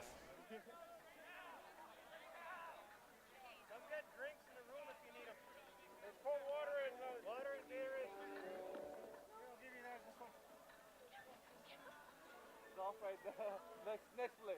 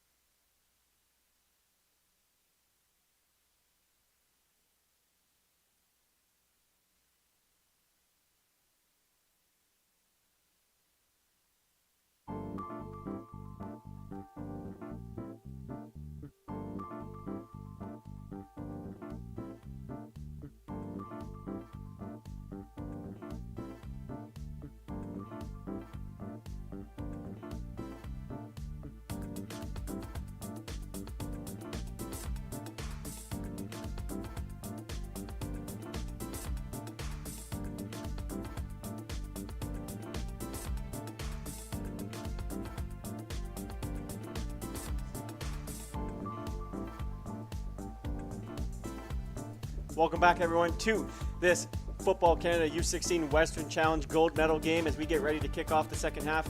Team Saskatchewan leading Team BC 14-0 in what's been a very entertaining game so far. Lots of big plays from both sides here. Much closer than maybe some people were thought, which is great. Going to be an interesting second half. Yeah, absolutely. I'm going to say it. I expect Saskatchewan to continue being in control of this game. I do. I think they're outplaying British Columbia, and I think the score, it's 14-0. But if it wasn't for the turnovers, I think Saskatchewan is playing better football. BC will have to come out with their trickery and everything they've got, I think, to have a chance here today. That said, it's 14-0. It's still anybody's game. I want to talk about BC. We talked a lot about Saskatchewan because we know some of the parents, some of the players, and we receive messages, and that's great. But we need to talk about BC as well. So, their head coach mentioned honored to be in this tournament, and it's a good comment. He said, look, we got support from the BC PFA to be here, to be back here. And the reason I say this is because BC wasn't always involved in Football Canada tournaments, and it's really nice to see BC being part of it again. I think that's beautiful. They mentioned their pillars for them, discipline and pride. I love that. And they also said they had a goal for their team. And one of their goals is to introduce players to high-level competition. And they're really, really happy from last year's team because 80% of their players in last year's program are playing the U18 Canada Cup. That's great. You'd love to see that progression from a U16 team to a U18 team. Canada Cup obviously kicking off here today, I believe. And we'd love to see the teams represented there. That's going to be hosted actually here in Regina next summer. Looking forward to having that here as we see Team BC getting out of the locker room a little bit late. We talked about their late warm-up. Zeros on the clock here as the refs were not too happy with how late they're coming out of the huddle, but I don't blame them for hiding in the shade a bit longer with how hot it is out there. No, it's a championship game. You're not going to get flagged for that. So you take your sweet time. You let Saskatchewan maybe enjoy some of the heat. I noticed the BC coaching staff, they took about 10 minutes out of this halftime to huddle up and talk before they even went to the locker room. They're clearly taking this seriously, and they're thinking, okay, what adjustments do we need to make? We're still in this game. What can we do better? Give ourselves a chance to win. And I'm not sure. What do you think? Are we going to see more trickery? I think they have to. They've had success with that throughout this tournament. They had that first play, that play action, double fake, rollout and a throw, and had success. So I wouldn't be surprised to see that. Now, there's a limit of how much you can have installed in a short time like this, and we'll see if they've kind of used everything that they have so far or not. Well, that's one of the challenges that we mentioned earlier. British Columbia had to give everything they had against Alberta to make it to this game, so I've got a feeling that there's not much left in the playbook that we haven't seen already. On the other side, Saskatchewan, kind of knowing their coaching staff a bit, I think they're just going to play football. They like to keep it simple so the athletes can play fast, they can play strong without hesitation. I think you'll see Saskatchewan doing what they've done all game and all tournament long. BC is the one I think has got a bit more of a wild card. Do they have something left in the bottom of their playbooks that they can try? Yeah, we obviously saw some good runs there from Santiago Lorena on BC. I wouldn't be surprised to see if they maybe try and stick with that against a tough front seven for Team Sask, though. Yeah. I'm seeing a bit of again, it's tough from up here. There's 65 yards of field between the lines and another 50 or so between where we're at. So we're 100 yards away at least from the benches, but it looks like Saskatchewan is high energy. It looks like BC is a low, and that worries me a bit. Yeah, a little bit here. We'll see. Obviously, hot one here today. Both teams with tents on the sideline with the medical staff there. We hope that everyone was in the first half that walked off there is ready to go for the second half as BC will kick off to Saskatchewan. We saw that little pooch kick. Is that something that we could see here against a Team Saskatchewan special teams kickoff return? Well, if they do, they need 12 players on the field. So there's the 12 players running on now. They've had some issues with their special teams in terms of alignment and players on the field, but they got time to sort it out here as players are running from boundary to field. And one thing's for sure, that ball's going to be kicked to the top of your screen, to the left of the kicker. All right, ready to go here. Ball is kicked. A little bit of a pooch kick there, and Team Sask is going to pick that off. One bounce here. He's going to go to his left. Nice job on the cover team there off that one kick. And Team Saskatchewan is going to start with that ball on the 36-yard line. Yeah, good spot to be. Interesting kick. It wasn't really an onside kick, but it clearly wasn't a deep one. I'm not sure if that's what the kicker was trying to do or not, but regardless, we get first down Saskatchewan, 37. So Corbin Thompson out of the Miller Marauders here in Regina. Coming out at QB once again with Marcus Adams Jr. behind him. BC not lined up here at the snap. So Sask snaps the ball quick, hands it off to Marcus Adams, makes one cut there, makes one miss. Nice job pursuit there for Team BC, but still getting 4 or 5 on that run play. Yeah, BC was unorganized there. They're missing a player again, 11 on the field now. Another D lineman is running in. Oh, never mind. They're making a substitution, but clearly some miscommunication, and they were not ready for that first down play. So brings up second down. Gain of 4 on that last play. 2nd and 6 for Corbin Thompson. Marcus Adams behind him. We see the fullback, Merrick Lloyd of Winston Knoll, lined up, ready to go here. Coming across the formation. They're going to turn. Hand it off to Marcus Adams, going that way. Marcus Adams breaks one tackle, breaks another, keeps his feet going, and that's going to be a Team Sask first down. Yeah, a good strong run to start the half. It's a gain of 4, a gain of 6, and then we've got a first down. That's exactly what Saskatchewan wanted to do to start the half. First down on the 48-yard line for Saskatchewan here. In the last game of this 2023 Western U16 Challenge.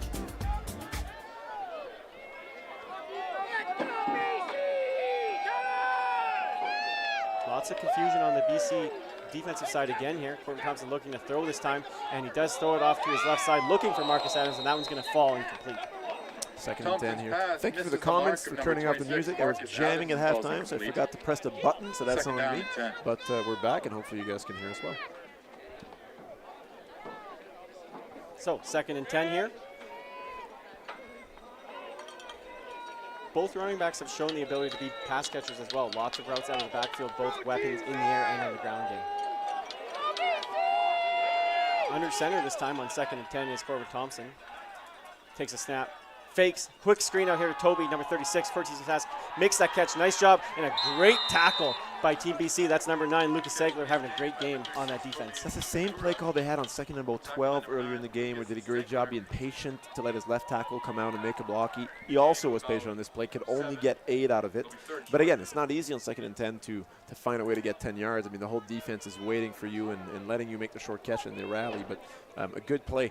Interesting point on the field where Saskatchewan could choose to go for it, even fake punt territory.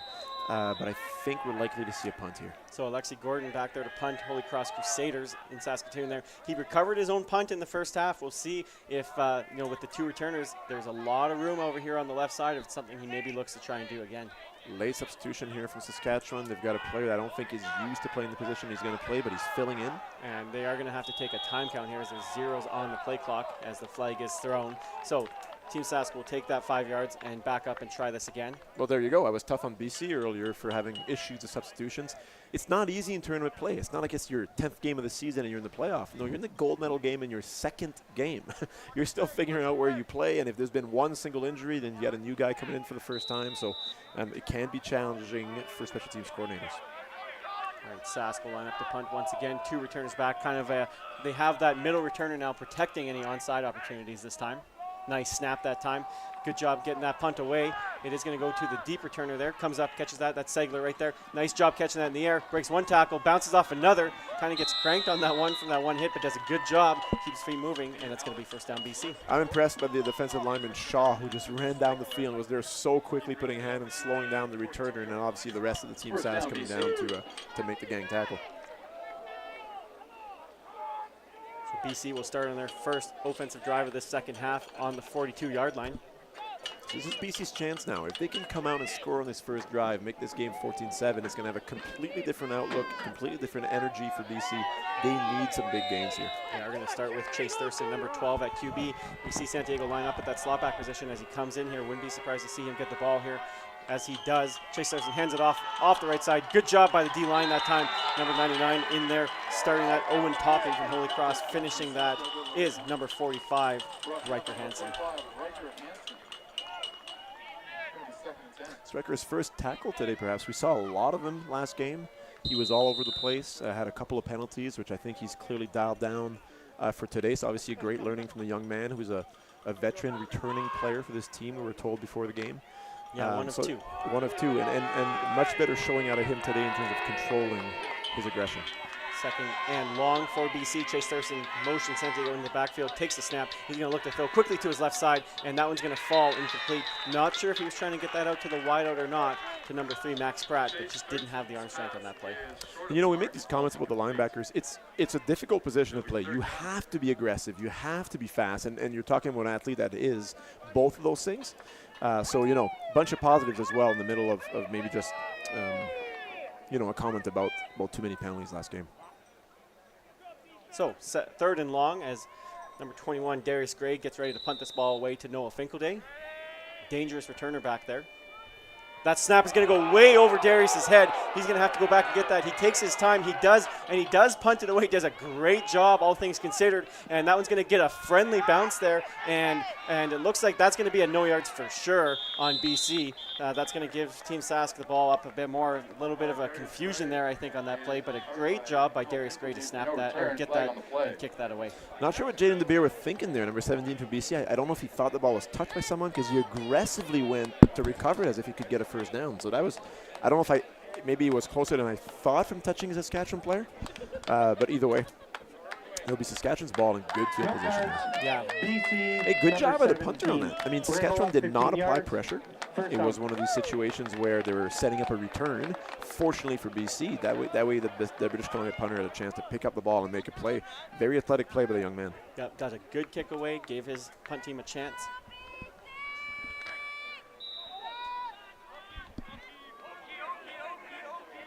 So 1st and 10 for Team Sask. Corbin Thompson takes that snap. He will hand it off to Ben Blackburn. Going on that jet sweep, reading his blocks. Great pursuit from behind, though, for a loss there. Nice tackle. That's number 29. Or sorry, get a number on that one. 39 on that, Kobe Kidd. Yeah, it's our friend Kobe Kidd who came out to play D-line, ended up putting out Mac linebacker. He played some dime as well all the way from Prince George. We talked about him a lot. He's a good football player out there. So there is a flag down here.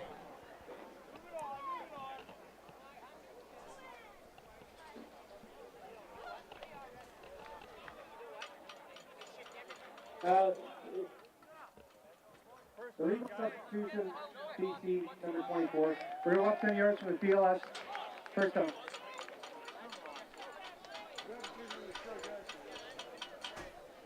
So it was a penalty on BC, so it is going to be a first down now for Saskatchewan.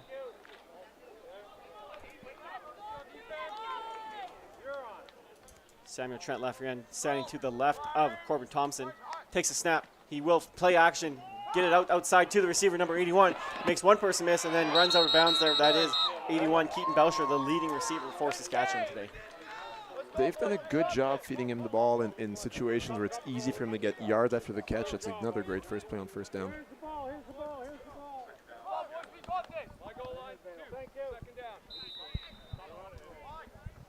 So it'll be 1st and 10 on the 25-yard line second and short for Saskatchewan on the 25-yard line. Just expecting a quarterback sneak here, Chris? They've had success. I wouldn't be surprised to see a play-action rollout as well. They've had that threat in the backfield with Sam Trent Lafreniere, and they are going to turn, hand it off, and he's going to roll out here to his right. He has some space, has the time to throw, wide open receiver, and that one's going to fall incomplete.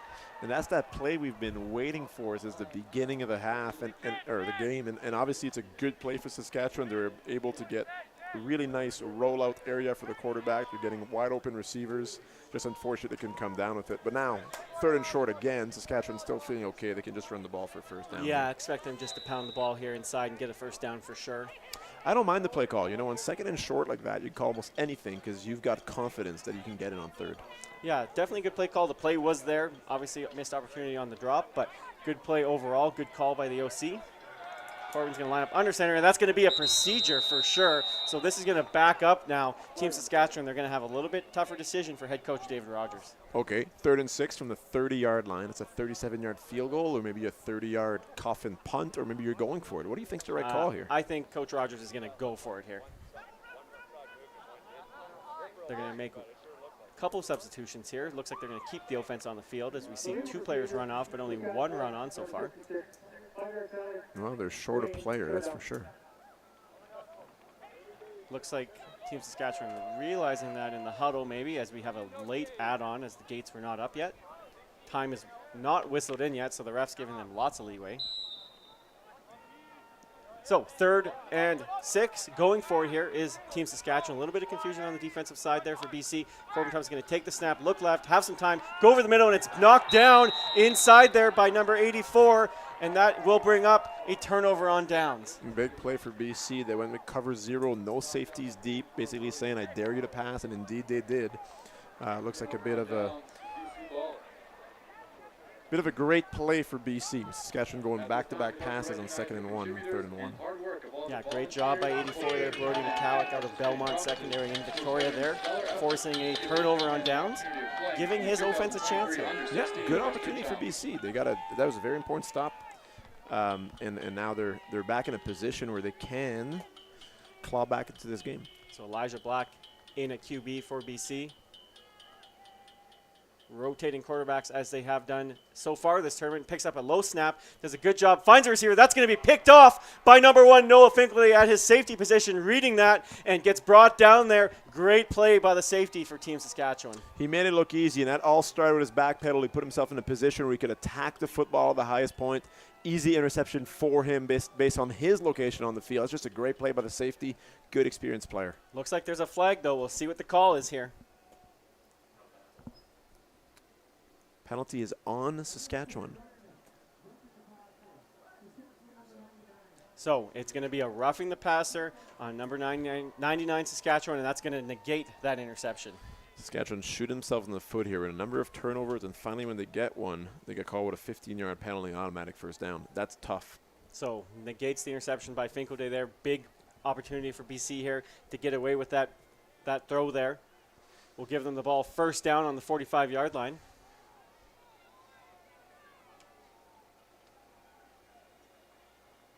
Elijah Black standing in at quarterback, takes the shotgun snap, turns, hands it off inside there. Nice run, nice cut there by number 7. Good job there by Peyton Mansfield. Good gain on first down.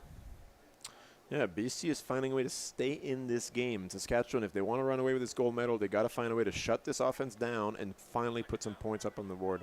Going to bring up 2nd and 3 now for BC. They've had some success running the ball, something that we might see here on 2nd down. Obviously a tough Saskatchewan front 7, but their running backs have done a great job so far.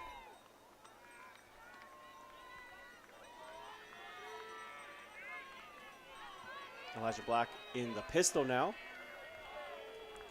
Motion behind him. Going to take the snap, look to pass quickly to his right, and that one's going to be intercepted this time by 45. Riker Hansen breaks one tackle and is finally brought down there. And now an interception with no flags for Team Saskatchewan. And Riker Hansen, who was a defensive MVP last game, is starting to show up on the second half. We didn't see him much in the first, but he's making tackles now, and that was a great interception by the young kid. So that's going to give Saskatchewan the ball now. Negated the earlier one with a roughing the passer, but comes down with that one. So they will start on the 42-yard line here with an opportunity to go up by 3 scores. Marcus Adams Jr. behind Corbin Thompson. We see Ben Blackburn come across. Fumble on the snap there, and it looks like we'll see who falls on that. I think it looks like BC fell on that, and the officials are giving that to BC. Looks like, I don't know if he was meaning to hand that off or not. I don't think he was, but a little bit too close to Ben Blackburn, ends up on the ground, and BC makes the most of it. Yeah, it looked like a fake jet, maybe meant to be an inside zone handoff, but the ball got caught up on Blackburn on the jet. So unfortunate, maybe bad timing from the offense. But yeah, these turnovers are really hurting Saskatchewan right now. So BC will start again now with a few turnovers here back and forth on the 50-yard line. Chase Thurston back in at QB now as we see Santiago Lorena and another running back come inside here. Going to turn, take that, hand it off to Santiago. Off the right side, makes one cut, runs over his own receiver, his own blocker, and gets a good 9 yards. Great job by number 51 on the O-line, Caleb Jonker out of Mount Douglas there, blocking way downfield. And great job, Chris. You identified early in the game that BC could indeed run the ball. It's just they choose not to. They're a pass-first team, but when they do run, they're getting a ton of yardage, and that's great. I love the comments in the chat. I got the ball don't lie comment, came out 3 times. I assume means with the back-to-back interceptions. So, yeah, that's a good one. All right, chasing the gun here again as we see number 81 and number 20 motion in here. Takes it, hands off to Santiago, runs over, flags down, though. We'll see what the call is here. Looks like an offside on the BC receiver on the field side there. So we're going to be looking at 2nd and 6 instead of 1st and 10. It's a frustrating one as a receiver there on a run play going offside. You never want to see that. Yeah, when it's an inside run, you know, it's it might be the most frustrating penalty for coaches. It's kind of like, look, receivers, like, calm down a little bit. It'll be okay. Take your time. Make sure you're not offsides. So now it's going to be 2nd and 6 for BC. A little bit tougher. Still lots of time in this game, though. Again, a quick half here. Only 3 minutes, 50 seconds left in this half. Now, BC averaging close to 6 yards per play. They can keep the ball on the ground if they want to. I think you said it right, that they're able to run the ball. So we'll see what they come out with. Santiago motions in, adds in as a pass protector. Looks like another maybe offside there. Not called this time. And Chase Thurston's going to get sacked that time by Saskatchewan. Number 74, Xavier Camacho out of Miller on the sack. Yeah, and I saw that offside as well, and I saw the official flinch. He almost wanted to throw it, but he didn't. But it didn't matter. It's the defensive line that gets home for Saskatchewan, forcing a punt. So 3rd and 11 now as the punt team comes on for BC as Noah Finkelday goes back to return. Great comments here about Riker in the chat. You're absolutely right. Riker is a beast out there. Having a good game again.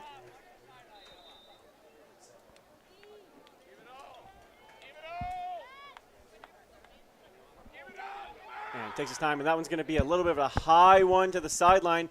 Bounces back. The punter could go and get that. We'll see if that's the punter or not. If it is, he did not get enough yards either way, so it will not be first down for BC. That's going to end up being Saskatchewan's ball no matter what. Well, still 14-0. 3 minutes left in the third quarter. It's still anybody's game. Absolutely. Still lots of time left in this game here. Got to have some stops still. They've had a good job making the most of the fumbles and the turnover opportunities BC has. Number 28, 15 yards. So it's going to be a 15-yard penalty because of the BC player touching that. So it was not the punter, as we see number 46 for BC come on. That's Lucas Galloway out of Mount Douglas. Good interior D lineman.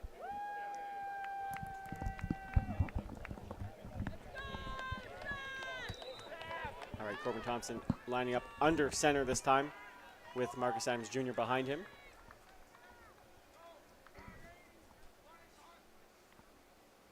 Turns, hands that off to Marcus Adams Jr. Drags the defender downfield, keeps his feet moving, and gets 3 or 4 on the play.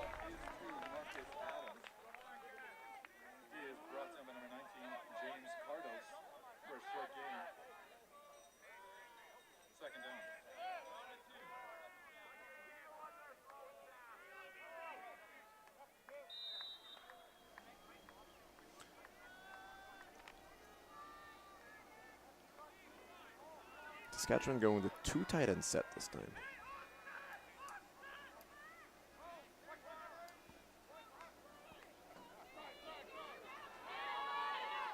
A little bit of a throwaway here against the pressure.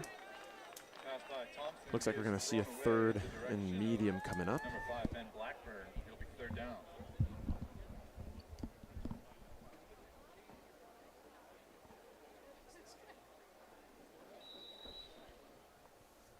Looks like Saskatchewan will go for it here. Interesting decision. At the same time, I think it's the right one. Yeah, as we see BC lining up to that quads look to Corbin Thompson's right. As we see Marcus Adams go out to the left side, he is going to look that way. Throws back over the middle, 281. Keaton Belcher wide open on that crosser. Cuts, makes one person miss. He's going to the corner there, and we'll see if he can hit that sideline, and he does. And they're going to give that down at the 1 yard line there. Great pitch and catch. It's 3rd down. They needed 6 yards. Instead, they got 40, and they're looking at 1st and goal. This is Saskatchewan's chance to take a 3-score lead and really take control of this game. Nice job by Belcher. He's obviously their leading receiver today for Saskatchewan. Have a great job in the air. He's an early candidate for player of the game, just statistically speaking. Sometimes I don't love that, right? We give the player of the game to the player who's got 3 touchdowns or whatnot when you've got linemen and fullback and linebackers doing a great job. But he sure is deserving of at least some recognition. Corbin Thompson's going to line up under center this time as the running back motions. I was just going to try and keep it himself this time, but the interior D-line, and he fumbled the ball, and it looks like BC does end up with it. He keeps coming, and BC then fumbled. Ball still down. It looks like Saskatchewan ended up with it all after that, so it's going to be a 1st down. Saskatchewan about 20 yards back. I mean, Saskatchewan keeps shooting themselves in the foot. It's turnover after turnover after turnover, but I do want to commend Ben Blackburn. I mean, he just went for the strip right away. He knew he needed to get the ball back, and he did. It's 1st down, Team Sask. Not the 1st down that they were looking to get, or the score there, obviously, but all things considered, how that went there, I think they'll take it. It's a good question, Chris from the chat here, about if some players from British Columbia play U.S. rules. You may be more versed than I am on this, or people in the chat might be. I don't know. But there are some American football being played in BC, that's for sure. Corbin Thompson in the gun after that exchange there, turns, hands it off to Marcus Adams. There's nothing going in the backfield there. Another great job by the D-line by BC for a loss there. Yeah, BC's front seven continues to show up.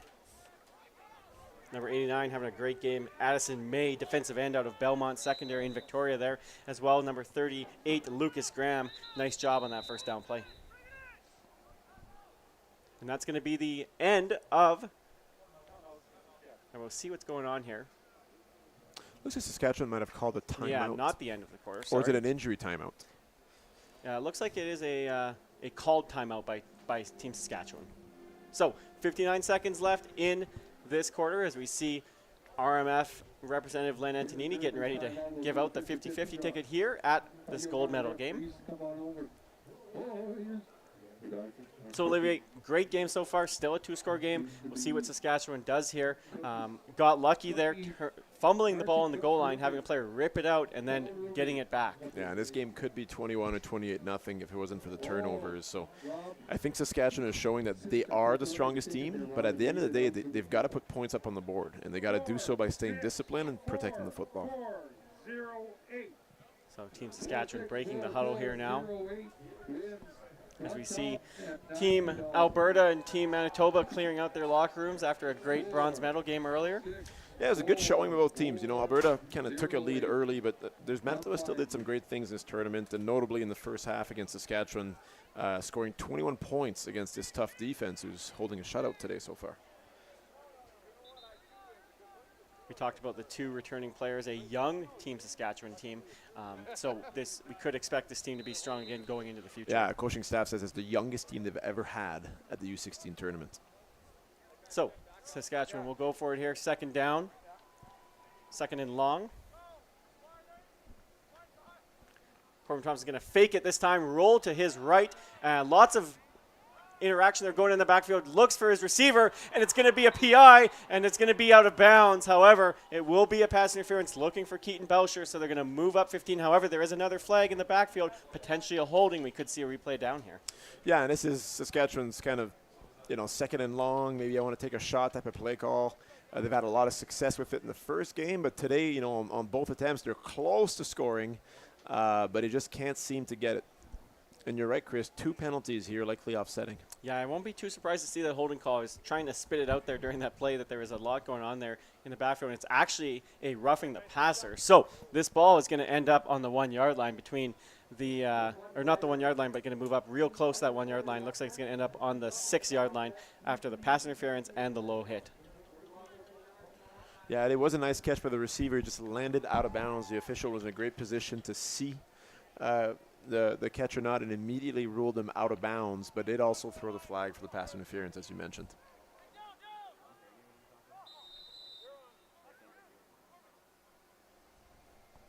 So first down for Team Saskatchewan.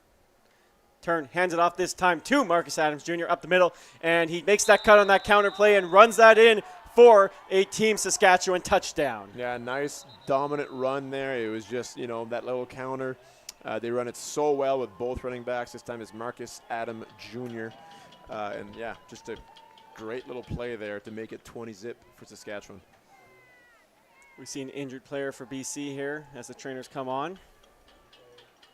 They're starting to have success with the run game, obviously trying to use that play action on offense as well. But BC is going to have to start getting something going here to give them a chance in this fourth quarter. Well, they need to. They got 0 points in the first 3 quarters, and there's only 1 to go. So they're going to have to find a way to do something special, and they need to do so pretty fast. Quick look at the stats here. We've got, very similar in terms of yards per play for both teams. It's just Saskatchewan had the ball so much more than BC. Yeah, time of possession. What do we have here? Again, reminder, you can go to reginarams.com/stats if you want to follow along at home. Yeah, Saskatchewan has the edge in time possession of about 3 minutes, but 260 yards for Team Saskatchewan to 121 for BC. Saskatchewan had 41 offensive plays, BC had 20. I mean, that's a big, big difference. That is. As we see Team Saskatchewan get ready to line up here for the extra point.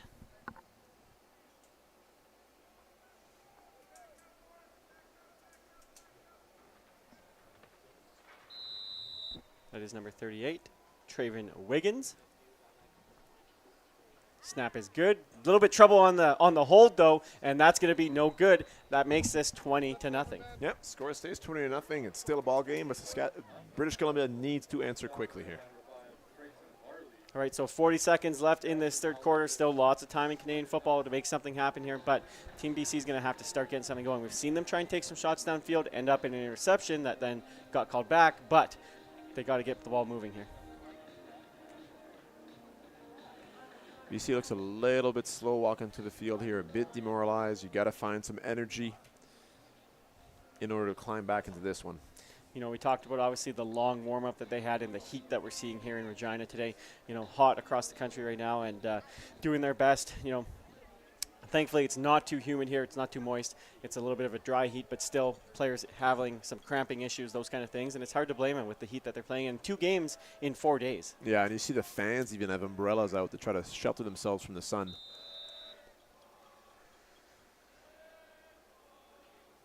Good kick downfield that time by Wiggins.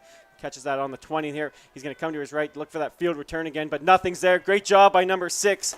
And we have some clapping going on here. Actually, sorry, get that number there. Nice cover team for Saskatchewan. And I think it was number 6, Cristiano Lois Silva. No, I'm wrong. Samuel Dean, number 6, the defensive back for Saskatchewan.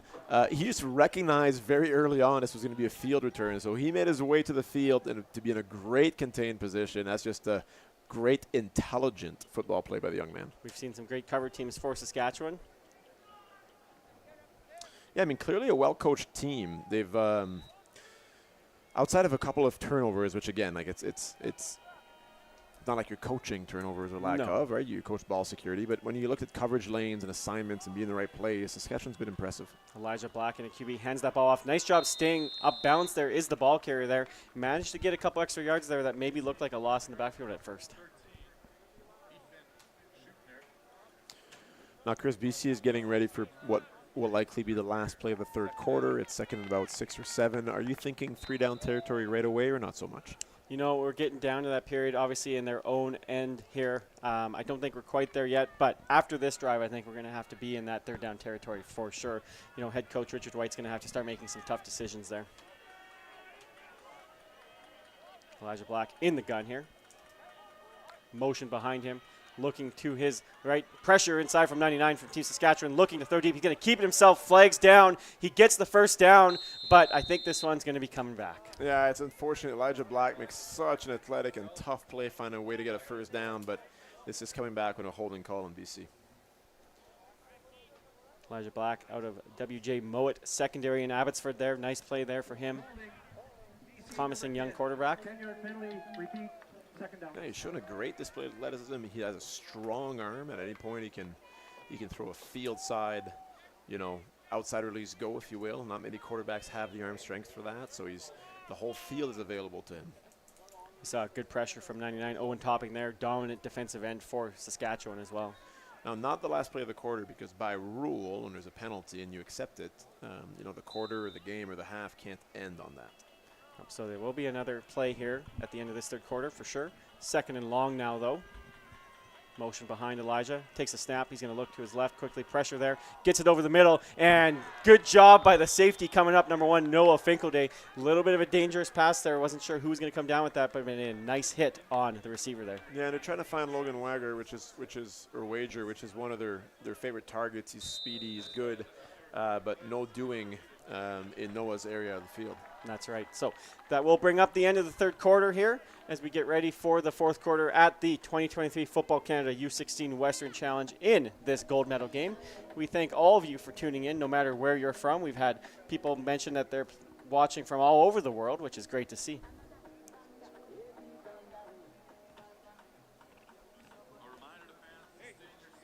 A lot less hot dog talk in this game. A little bit more serious gold medal game. It's been tight. You know, definitely don't mind hearing that and seeing that. So, yeah, I mean, as much as we like to have fun up here and talk hot dogs and the beautiful canteen here, which is one of the attractions, main reason why we're here, you and I, Chris, the reality is the football's been excellent and even better than the food.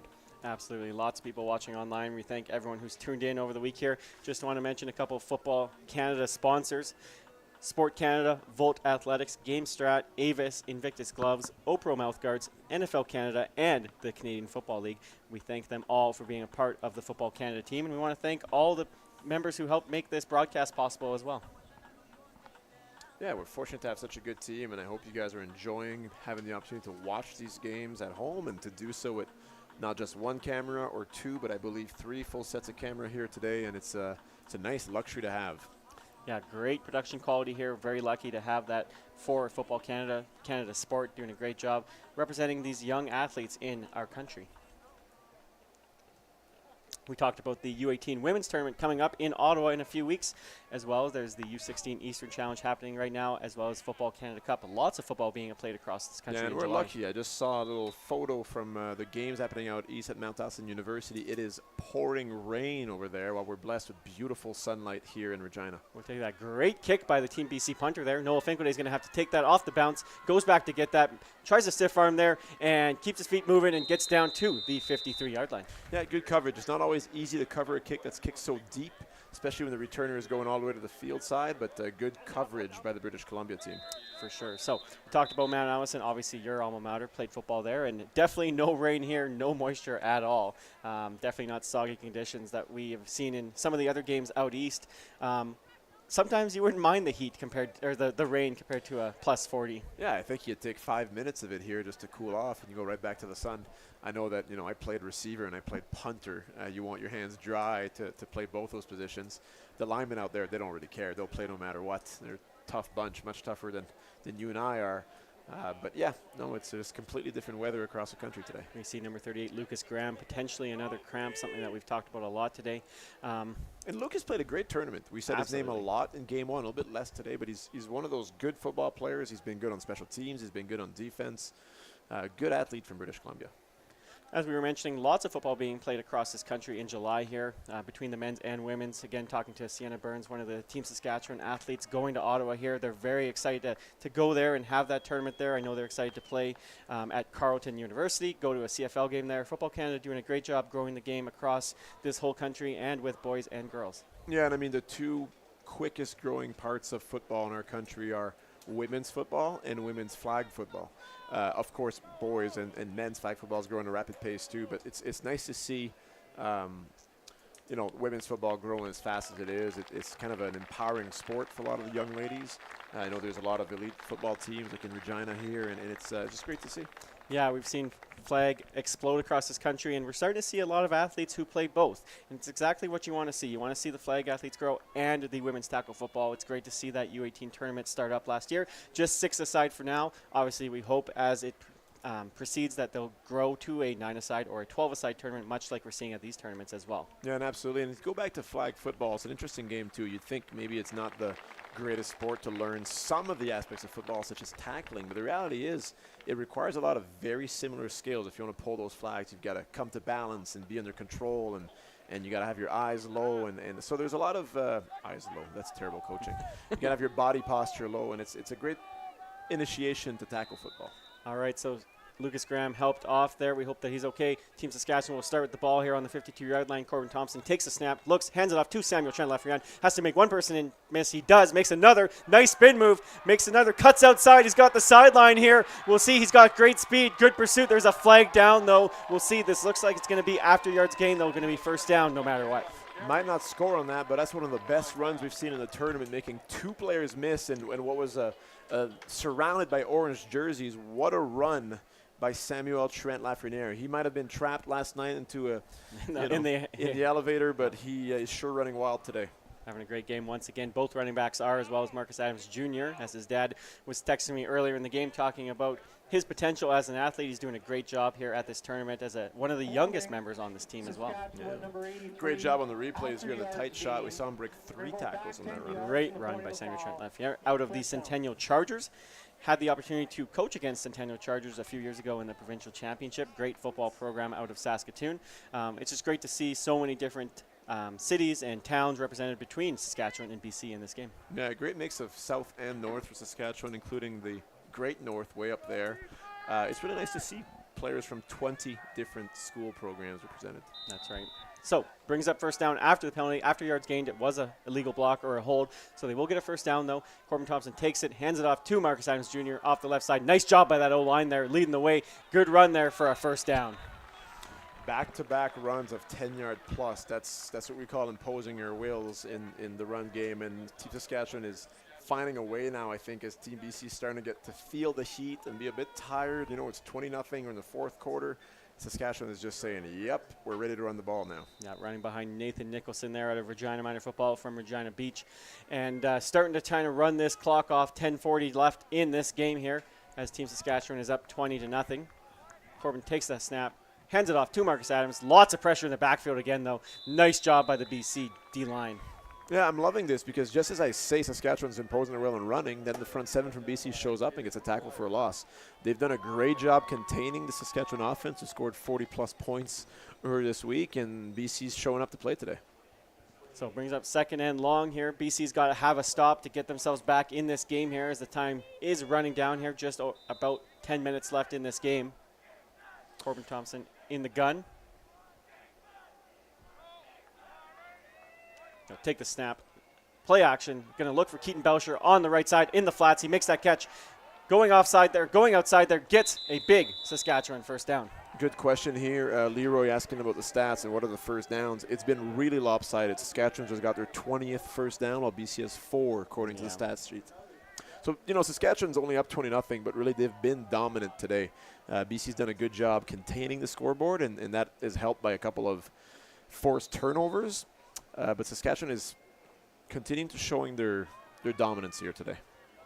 This would be 4 years in a row the Saskatchewan would win the gold, that BC would finish second, and Alberta would be third, the same ranking year after year. Corbin under center this time. He's going to hand it off to Lafreniere up the middle. Makes one nice cut, keeps his feet moving.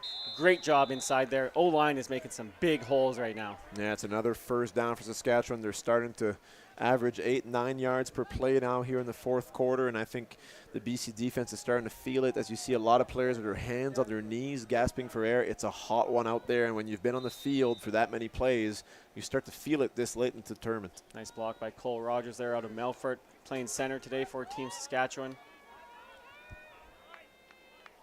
Corbin takes that ball, hands it off to Lafreniere, makes one cut outside, has to break another tackle, keeps going for that corner.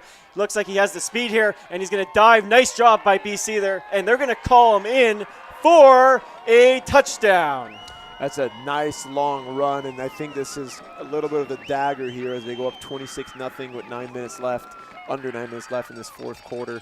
That was a big hole created by the O-line. Running back decided to bounce it outside even wider, and yeah, Saskatchewan's really starting to show their strength. Yeah, using that speed to get to the pylon there. I thought the BC defender brought him down there short, but they're going to call that a touchdown. We'll see a closer look on the replay here. Oof, very close, and you're right, he might have been down to the half-yard line there. So that's going to bring up touchdown 26-0 for Saskatchewan, going for the extra point here. Snap is down and good.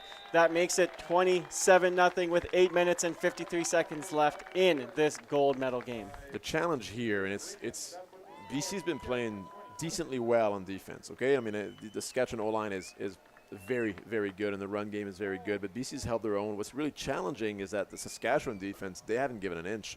4 first downs so far this game, according to the stats. That's not a lot. And BC needs a bit of a miracle here if they want to come back and win this game. So Saskatchewan will kick off here, just under 9 minutes left here at beautiful Leibel Field in Regina.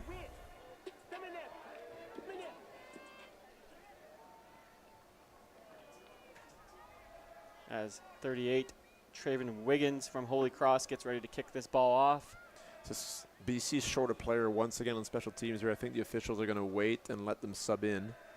And yes, indeed, they do. As we see Max Pratt run on here, Logan Wager back for this return.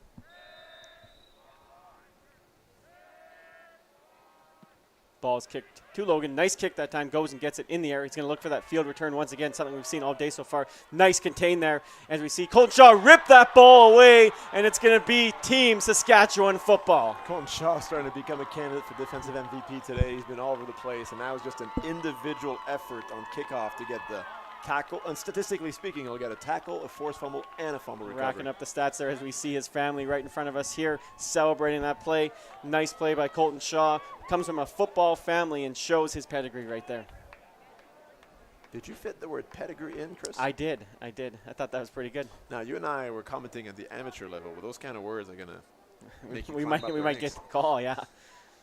We were trying to talk our way to Ottawa. We'll see. I'm not sure if that one's going to happen, but we're thankful to be here in Regina, our home, and communicating with or commentating both these teams here today. Hands it off to Marcus Adams, and keeps his feet moving. Nice job by the O-line to push the pile there, and that will be close to another Saskatchewan first down. Yeah, Marcus Adams, he found contact around the 5-yard mark, but he was able to get another 3 or 4 with a great gang effort by the Green. Did I almost say gangrene? Almost. So that is going to bring up second and short. Regina substituting players here again, going with a 5 receiver set.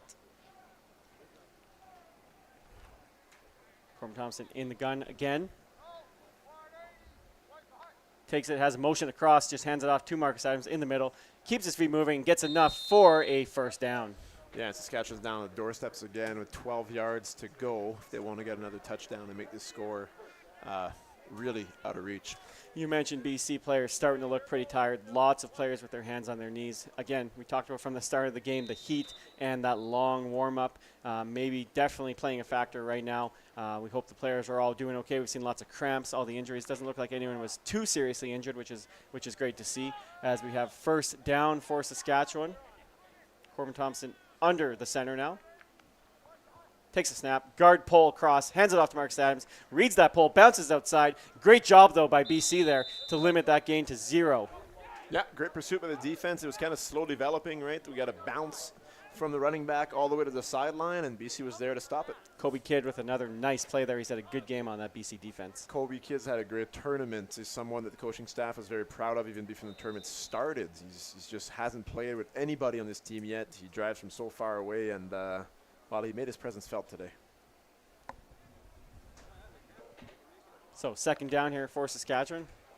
Sam, it's a good comment. It is impressive. You know, BC is a different challenge having to play 11-men football at home and now trying to learn new rules and a new way of doing things, and that's a really great showing, finishing second position back-to-back years. And sorry, and I shouldn't say this. This game is not over yet, but looking like they might finish silver medalists again. They can hang their head high after another great showing, and that's kudos to the coaching staff and all the kids who are, I'm sure, have worked very hard to get to this point. So, not sure if there's a couple injured players here or a timeout for BC. Looks like there's 3 or 4 players maybe taking a knee here for BC as the trainer comes on. Maybe just trying to get a bit of a breather here, and I don't blame them. There is one player that seems to be injured there, staying on the ground. Tough to tell the numbers from here. Well, Chris, this has been pleasant. It's been great. We've been treated very well up here in the booth. Had some pizza even at halftime today or between the 2 games, and it's been a fun week. It has. We thank everyone who's communicated with us through either the YouTube stream, Football Canada TV chat, or reaching out to us as individuals. Lots of messages, lots of text, Instagram messages, Facebook messages. So we thank everyone for tuning in today and all the staff that make this production possible. So Saskatchewan will start here. Corbin Thompson empty in the gun, going to look to pass. He has Keaton Belcher, throws behind him, turns and makes an incredible catch, and runs it in for his 3rd touchdown of the day. That pretty much seals it here, going up 33-0 with less than 7 minutes to go in the 4th quarter. Saskatchewan took a while to get going, but are really showing their strength. And again, you know, we talk about this BC team. Finishing second is no small feat. Great showing against Alberta last week, and a good showing today as well. It's just that Saskatchewan has been dominant. Yeah, we love seeing Football BC back in the Football Canada tournaments. Definitely something that we hope to see grow across this country in both age groups and with women's as well. As Saskatchewan takes the extra point here, and it's good.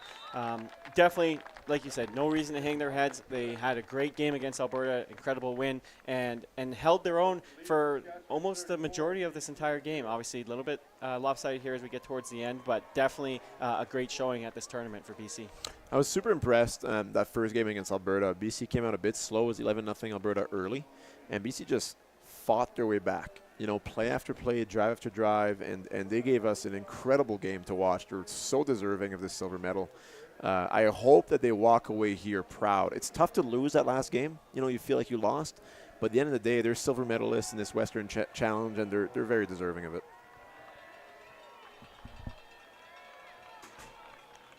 So Trayvon Wiggins will line up to kick this ball off to BC.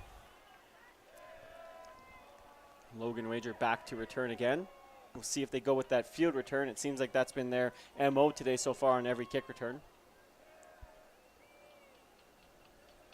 Getting a late substitution here for BC.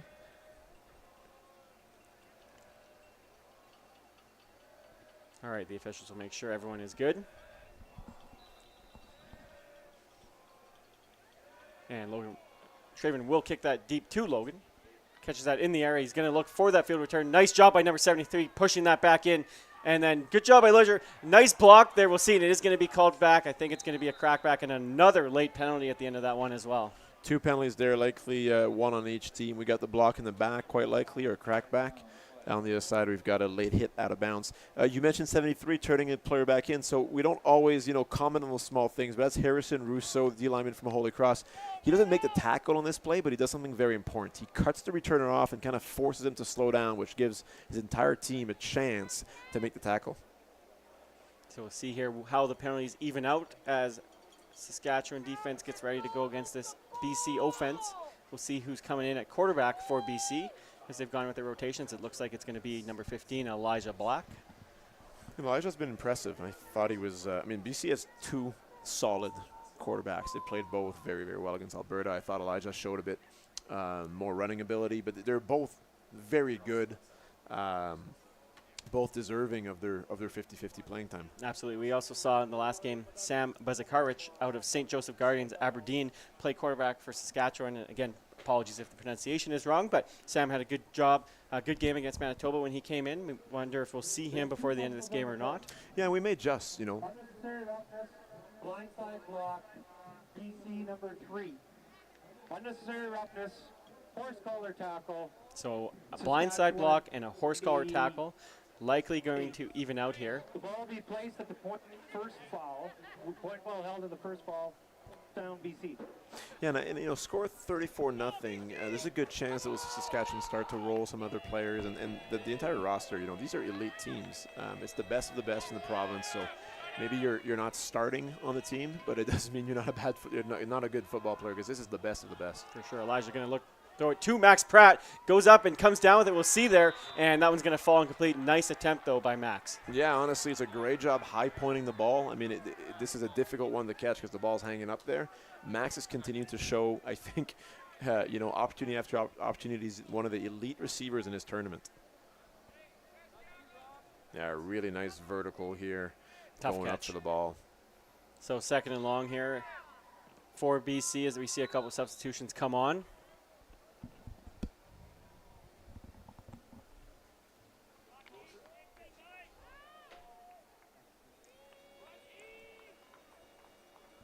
Looks like it's going to be Chase Thurston in at QB now for BC. Going to look to pass. Going to scramble. He's got some space out here. He's going to look to throw still. Sets his feet. Throws across there as number 1, Noah Finquity, comes up and limits that gain on a nice play from his safety position. Yeah, it's a great job of the receiver getting open and holding on to the football, because when Noah comes downhill, he comes downhill hard. Nice catch by number 86 there, Milano Peloso out of St. Thomas More Burnaby for Team BC there. 3rd down, going to go for it. 3rd and short. Again, substitutions from Team BC. Lots of substitutions now that we've been seeing after every play. Time is whistled in. Only 10 seconds left here, although timeout is called by BC. Good question, Ari. The reasoning for BC High School to play American rules, stating there's also plenty of Canadian football being played in BC. I'm not sure why the grassroots level plays American rules and the high school level is trying to play Canadian. I would assume there would be a benefit for everybody in this country to play with the same rules when it comes to these tournament plays and opportunity to play U Sport. So I'm not sure where the reasoning is or where it comes from, but I'm just happy everybody's playing football. Yeah, we obviously know of the issues going on in BC with their football program, and the name is escaping me right now. Simon Fraser losing their football team, and feel bad for the kids in that program, and hope they find a way to get it back or play. Obviously, UBC playing Canadian football rules, having some good success there. Nice run up the middle for Team BC that time. Makes a person miss there and puts his feet down. Great job by number 13, Ethan Schuckner out of Mount Boucher Secondary. Nice run. Now, Ethan is listed as a offensive tackle. Is that correct? I'm not too sure how it's listed on our position. Just an offensive athlete, maybe. Yes, clearly, doubtfully an O-lineman. But no, what a great run. We haven't said his name much. Is this maybe his first touch of the day? I'm not sure. But, wow, that was BC's best run today. Yeah, good speed up the middle there for sure.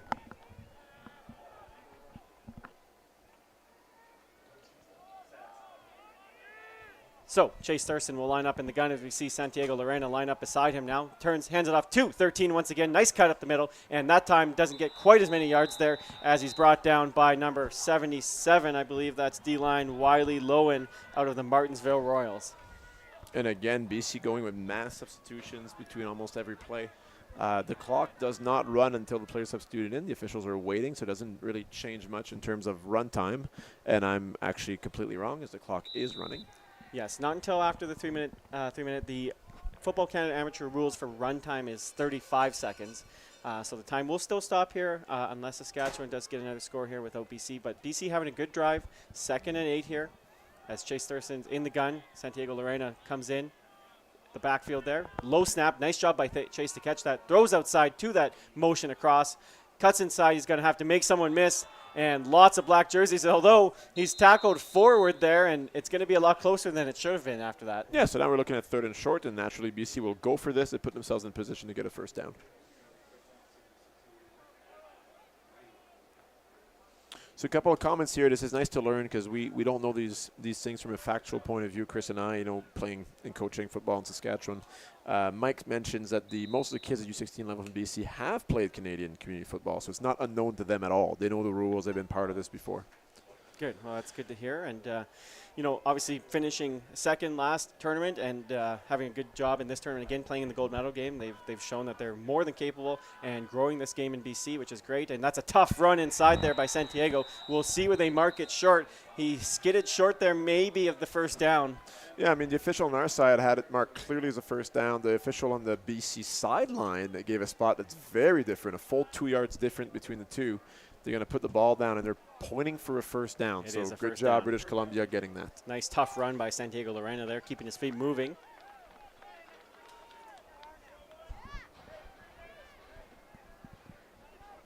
And we see a couple substitutions come on for Team Saskatchewan defense. Yeah, a couple of backup linebackers coming to the game. I think that's a great call as these veteran linebackers who've played a great game. We talk about Riker quite a bit, and I think number 40, Jack Bear, also who played a lot last game. These guys had a solid games and deserve their shutout. Chase takes the snap. He's going to look to pass, looking to his left. He's going to find that seam player there. Going to be a tough catch. Throwing it out to Max Pratt. Lots of tight coverage there, and it's going to be a pass interference. Yeah, and I think the way the pass interference penalties have been called today, you almost have to call this one as well. Whether you agree with the calls or not, they've been consistent. So that's going to be up 15 for BC. Keep this drive going. Obviously, in amateur Canadian rules, it is a max of 15 yards, not a spot foul. Defensive pass interference. Saskatchewan number 21. We'll walk 15 yards. Good job by Chase Thurston there to get it deep to his receiver, trying to give Max Pratt a chance there, one of the most athletic players in this tournament. Out of W.J. Mowat Secondary in Abbotsford, BC.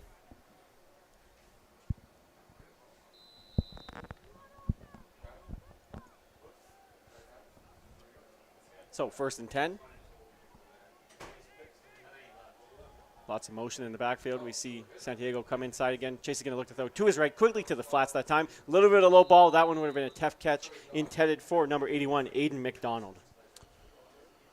We're now looking at 2nd and 10, and naturally they're going to go for it here as well on 3rd down if they don't get the first down. So the playbook's still pretty wide open in terms of what they want to call. Well, good football all around. 2 minutes, 22 to go. It's been a fantastic tournament. we keep repeating ourselves with that comment, but it's been such a pleasure to watch. Well, you and I talk a lot about elite football, trying to coach elite teams here in town, and seeing the elite level of football that we see from Football Canada and all the provincial organizations here. It's just great to see the level of play at this tournament and across the country. So Chase is going to roll outside there. He's going to be pressured, going to set his feet, throw deep into the end zone, and that one's going to fall incomplete this time. No flag.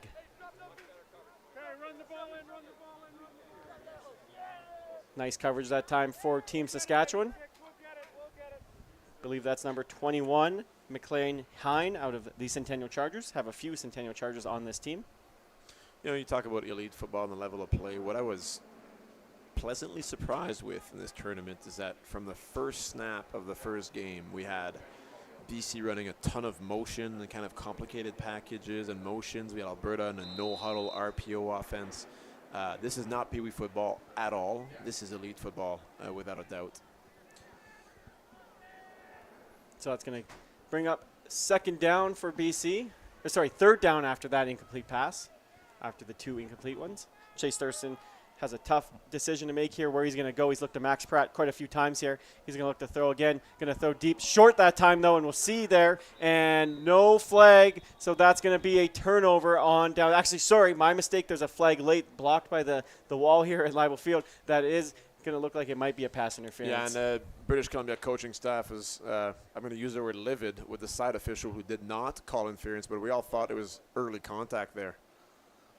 So I was blocked there. I couldn't quite see the back official, and that looks like he will be calling a pass interference. Yeah, that call came from far away. So sometimes you've got officials, you got more than one official with their eyes on the same play. So ball's going to be placed at the point of the foul and be a first down for BC. It keeps this drive going. We talked about both quarterbacks doing a good job for BC, standing in there against a good D-line from Team Saskatchewan and giving their receivers a chance.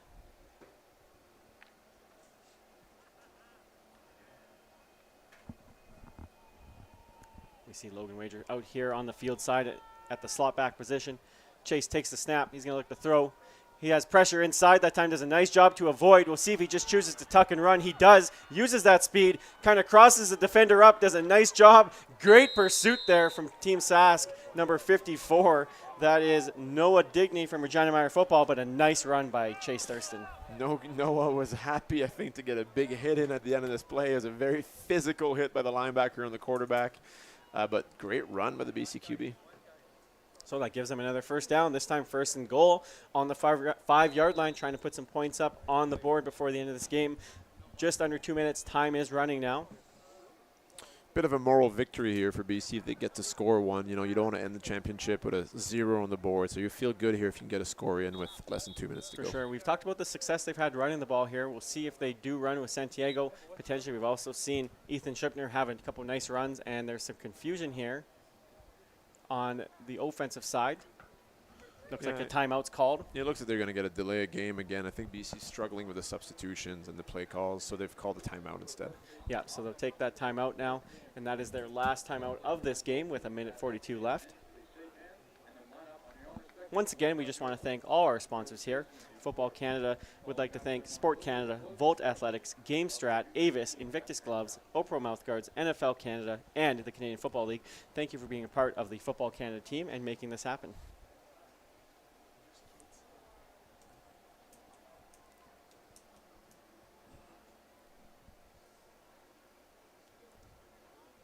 So, Olivier, quick tournament, only 2 games. A lot of travel for these teams that come to Regina. Great to see that they had the opportunity to go to the CFL game. Talking to some of the players and some of the coaching staff, they definitely say no matter the outcome that it's been quite an experience and worth the effort to come to Regina. Oh, I know, and it's a memory for the kids, right? They'll remember being in the dorms. They'll remember going to practice and then going to meal hall and get all the food.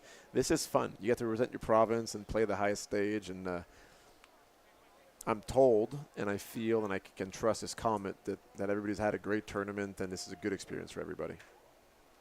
Minus the elevator. Minus the elevator, that's right. So Chase Thurston under center this time. Going to take it, hand it off. A little bit of a confusion there. Looks like Santiago makes one person miss. I don't believe the play was blown in, so that one's not going to count. We saw Owen Topping get in there once again, but they're going to have to redo this play here.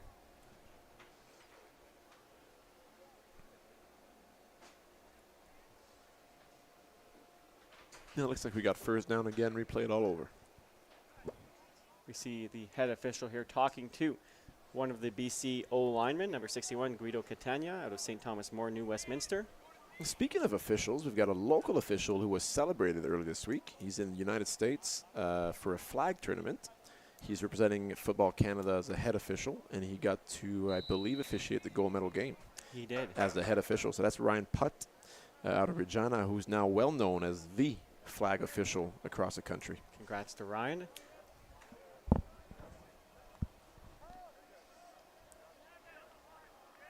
All right, Chase is going to line up in the gun this time. 3 seconds left on the clock. We'll see. I don't think he's going to get this one off. They will. No call on play. He's going to look to throw. He's going to have to go right. Pressure right in his face. Going to use that speed. He's going to get chased down by number 73. Have to throw that one away. Great pressure there by number 73. That's Harrison Rousseau from Holy Cross. And they're going to call a penalty on him, though. They're going to call him for intentional grounding, and the official took his time on that one, try to decide, if that ball was intended to cross the line of scrimmage or be close to a receiver in vicinity. And I said there was intended. That's wrong. By rule, the ball needs to cross the line of scrimmage in order to not be called intentional grounding. If the ball is short of the line of scrimmage, it needs to be near one of your players, like a screen pass, for example. That ball did not cross the line of scrimmage, so it is intentional grounding on the quarterback. What's unfortunate, this was BC's chance at getting a touchdown. Now it's 2nd and goal from the 25-yard line. That's a tough one to find on your play sheet if you're the offensive coordinator. It's a rule that isn't coached a ton, I find. Quarterbacks, they don't always know, how am I allowed to get rid of it? And you don't need to throw the ball near a receiver at all. In Canadian football, there's no such thing as a difference between in the pocket or out. The only thing that matters is does the ball cross the line of scrimmage. Chase will look to throw here. Sits in the pocket. Feels some pressure. Just runs there. Nice job by the D-line there to limit that gain there. That's number 77, Wiley Lowen from Martinsville. Nice play there. Rallying down a elusive Chase Thurston. Yeah, and it's a big play because, as a defense, you're probably right now thinking, okay, we likely won this game. It's 34-0 with a minute 22 to go. But I think with pride, you want to preserve that shutout. So good on the D-line to continue working hard and making it difficult on that BC offense. So this is going to bring up 3rd and goal now. Tough play here for Team BC. Ball on the 22-yard line. Going to have to throw it up. I wouldn't be surprised maybe if Chase just sits in there and throws up a deep shot to Max Pratt. Yeah, I think Max Pratt has to be the target here. Chase looks, fakes it. They're going to roll out. He's going to throw it deep to the end zone there, but he's going to come up short there. It's going to be a catch in bounds, I believe, but it's going to be short and a turnover on downs. Yeah, the receiver is happy to make the catch, but doesn't realize it's not first down. That was a 3rd down play, and it's going to be Saskatchewan ball, regardless if it's a catch or not. Dean Andrews saying, congratulations, Saskatchewan. Best in the West once again. And yeah, this young Saskatchewan team has shown a lot of poise today, a lot of toughness. It's been a good, solid performance by them. So with Team BC, no timeouts left, under a minute left in this game. Team Saskatchewan can choose to just take knees and run this game towards the zeros on the clock in what's been a great tournament here at the 2023 U16 Western Challenge. Again, thank you everyone watching online, and we look forward to having this here again in the future, and as well as the Football Canada Cup here in Regina next year. Great tournaments ran by Football Canada, and lucky to be a part of it. Yeah, and it's been fun with close to 600 viewers at some point today during the game, and it's just it's fun to interact with you guys and see you guys go back and forth, and been a great tournament. So they will hand the ball off to Samuel Trent Lafreniere inside there. Only a gain of 1 or 2 as they look to just run this clock off.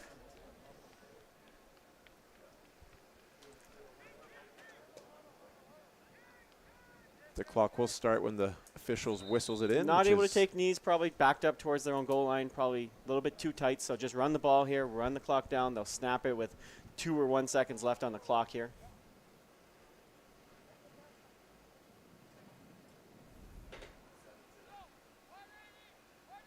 He's going to take the snap. He's going to look to throw this time, number 7. And off the tip there, and that one's going to fall incomplete, as it is Sam Bazakarich in at QB for Saskatchewan, and they're looking to throw here at the end of this game. Yeah, and you think it's an interesting play call. I mean, they knew they'd get man coverage and probably some pressure, so they thought, okay, let's run a little mesh concept here, a couple of drag routes over. They had some players open, but I got unfortunate bounce. So they will send the punt team on here. I would be willing to, we're not allowed to bet on this game, as Potato, I don't know if he's watching, that they will punt this ball off, as they do not want to give any points up on the board. Yeah, I think you're right here, Chris. Just a matter of pride. The other way to play it is you do give up the 2 because you don't care and you know you've won the game, but we'll see what the coaching staff decides to do. We see Josh Donnelly down at the field level with Sienna Burns, Katie Miyazaki of Football Canada getting ready to hand out these medals here. Nice snap there for Saskatchewan. They will punt this ball out, and it's going to bounce on about the 33-yard line and kind of die right there here. And we'll see if there's a no yards. There is. So Team BC is going to get this ball up about 10, 15 yards after that no yards call. And, 18 seconds left, no timeouts. I know Team Sask wants to hold him out of the end zone here. No, BC gets one more chance from about 30 yards out. It's going to be interesting. Has the MVPs been decided yet? We have no notification up here at who the MVPs might be, but we'll try to find that out for you if we can. If we don't have the opportunity to talk about it on the live stream, be sure to follow Football Canada on social media, Facebook, Instagram, Twitter. They will post the MVPs from both teams here at the end of the game. Well, ball on the 35-yard line, middle of the field, 18 seconds to go. Can BC pull one out of their hats? Trick play, Chris, or do you stay conventional here? Yeah, I think they're just going to stay conventional as we see Elijah Black in a QB here to end the game for Team BC. Motion across that we've seen all tournament from them. Elijah's going to look to pass. Pressure inside there by Colton Shaw. He's going to take it himself and run off the right side, trying to get to that sideline and stop the clock. He's going to get bounced out of bounds there. So 8 seconds left. The time will stop. They'll get one, maybe 2 more plays here. 27 yards to go, maybe 28. That's a solid gain and it's a second down.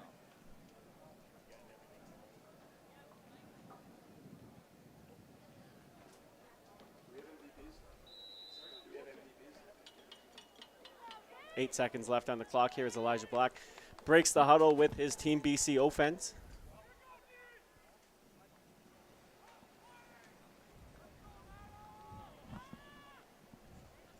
Motion to his right. He is going to look to pass here, looking deep to his left end zone here, and throwing to Max Pratt there, and no flag on the play. That one's going to fall incomplete. Still 2 seconds left on the clock here. You know, I'm proud of Team Saskatchewan, and I'm cheering for Team Saskatchewan to some extent. I mean, Chris, we live here, and we're fans of this program. But part of me wanted to see Max Pratt come down with that ball. He's had such a good tournament, and he was deserving to get a touchdown here on this big stage in the gold medal game. But good player who deserves all sorts of recognition. We were handed in our game MVPs today. I don't know, Chris, if you want to rattle these off for us. Absolutely. So Team Saskatchewan, we'll start with Team BC on offense. Number 20, Santiago Lorena, running back for Team BC, coming home with the offensive MVP for them. And then on defense, no surprise, number 39, Kobe Kidd. On offense, we have number 81, Keaton Belcher, the leading receiver for Team Saskatchewan today. And on defense, number 40, Jack Bear, out of Regina Minor Football, coming home with that defensive MVP in this game for Team Sask, as we see Ethan Black throw it into the end zone there and almost had a receiver come down with it, as that's the end of this game, as Team Saskatchewan will win gold once again with a 34-0 win over Team BC at the 2023 Football Canada U16 Western Challenge, as we see head coach dumped with the Gatorade there. Congratulations to Team Saskatchewan. 4 consecutive gold medals, very deserving. A dominant tournament from first whistle to last. Very deserving to be a gold medalist here today. We want to thank everyone once again for tuning in here this week on Wednesday and today at beautiful Leibel Field. We thank everyone for watching online.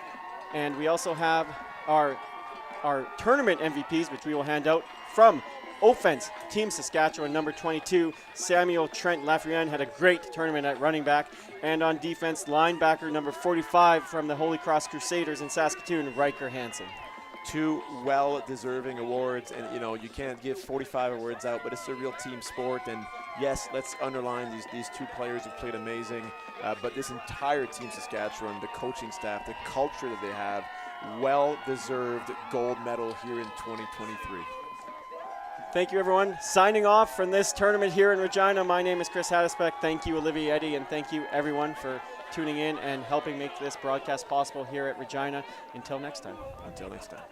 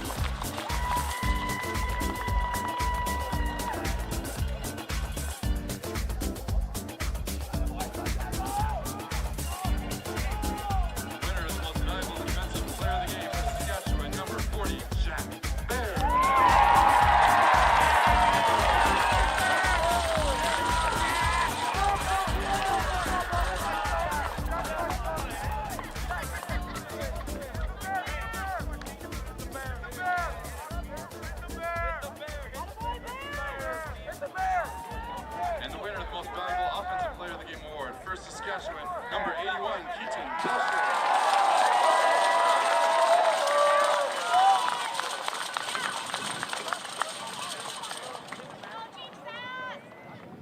Fans, family, and friends, please stay in your seats after the game for the closing ceremonies.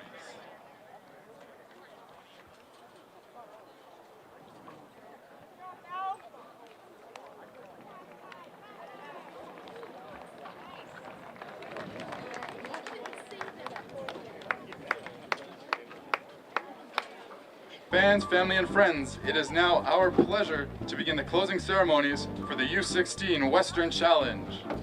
Please welcome our honored guest, Len Antonini, RMF Executive Director.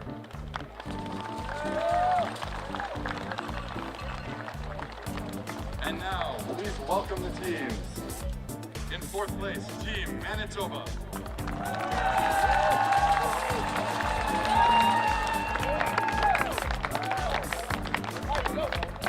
Winning the bronze, Team Alberta.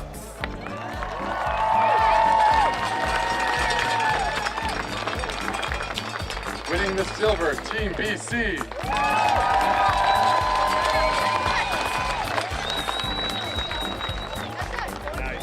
And winning the gold, Team Saskatchewan.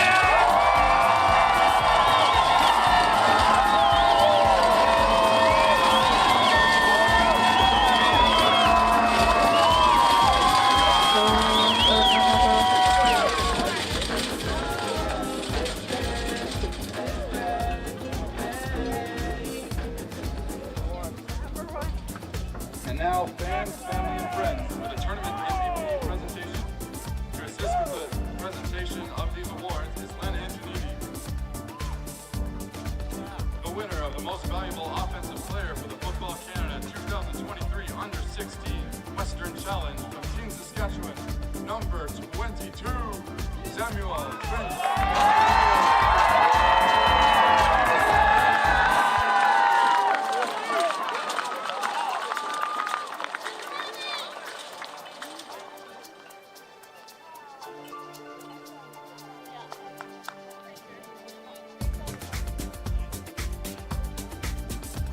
The winner of the Most Valuable Defensive Player for Football Canada's 2023 Under-16 Western Challenge from Team SAS, number 45, Riker.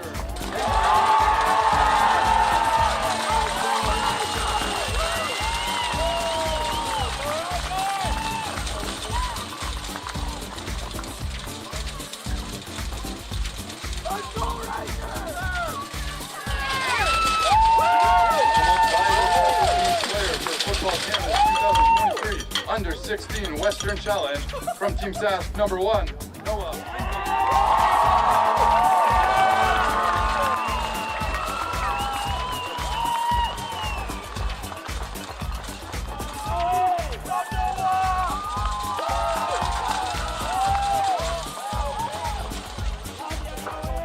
And now, the presentation of the bronze, silver, and gold medals by Len Antonini, RMF Executive Director. And now, the bronze medals will be presented to Team Alberta.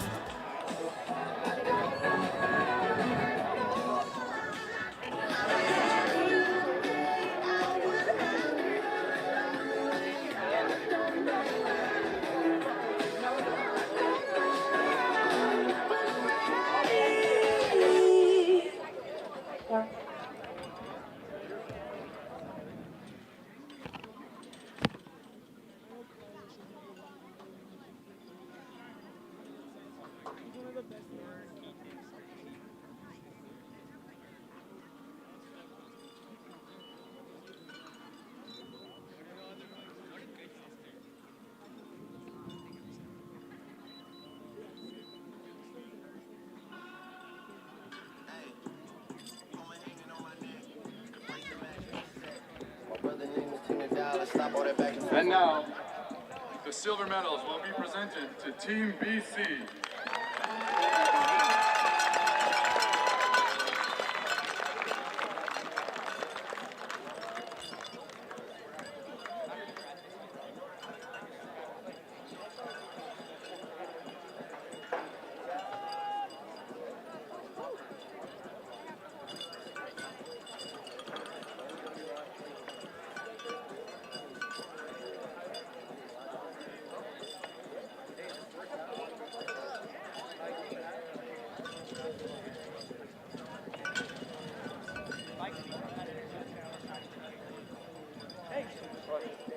Pinkster.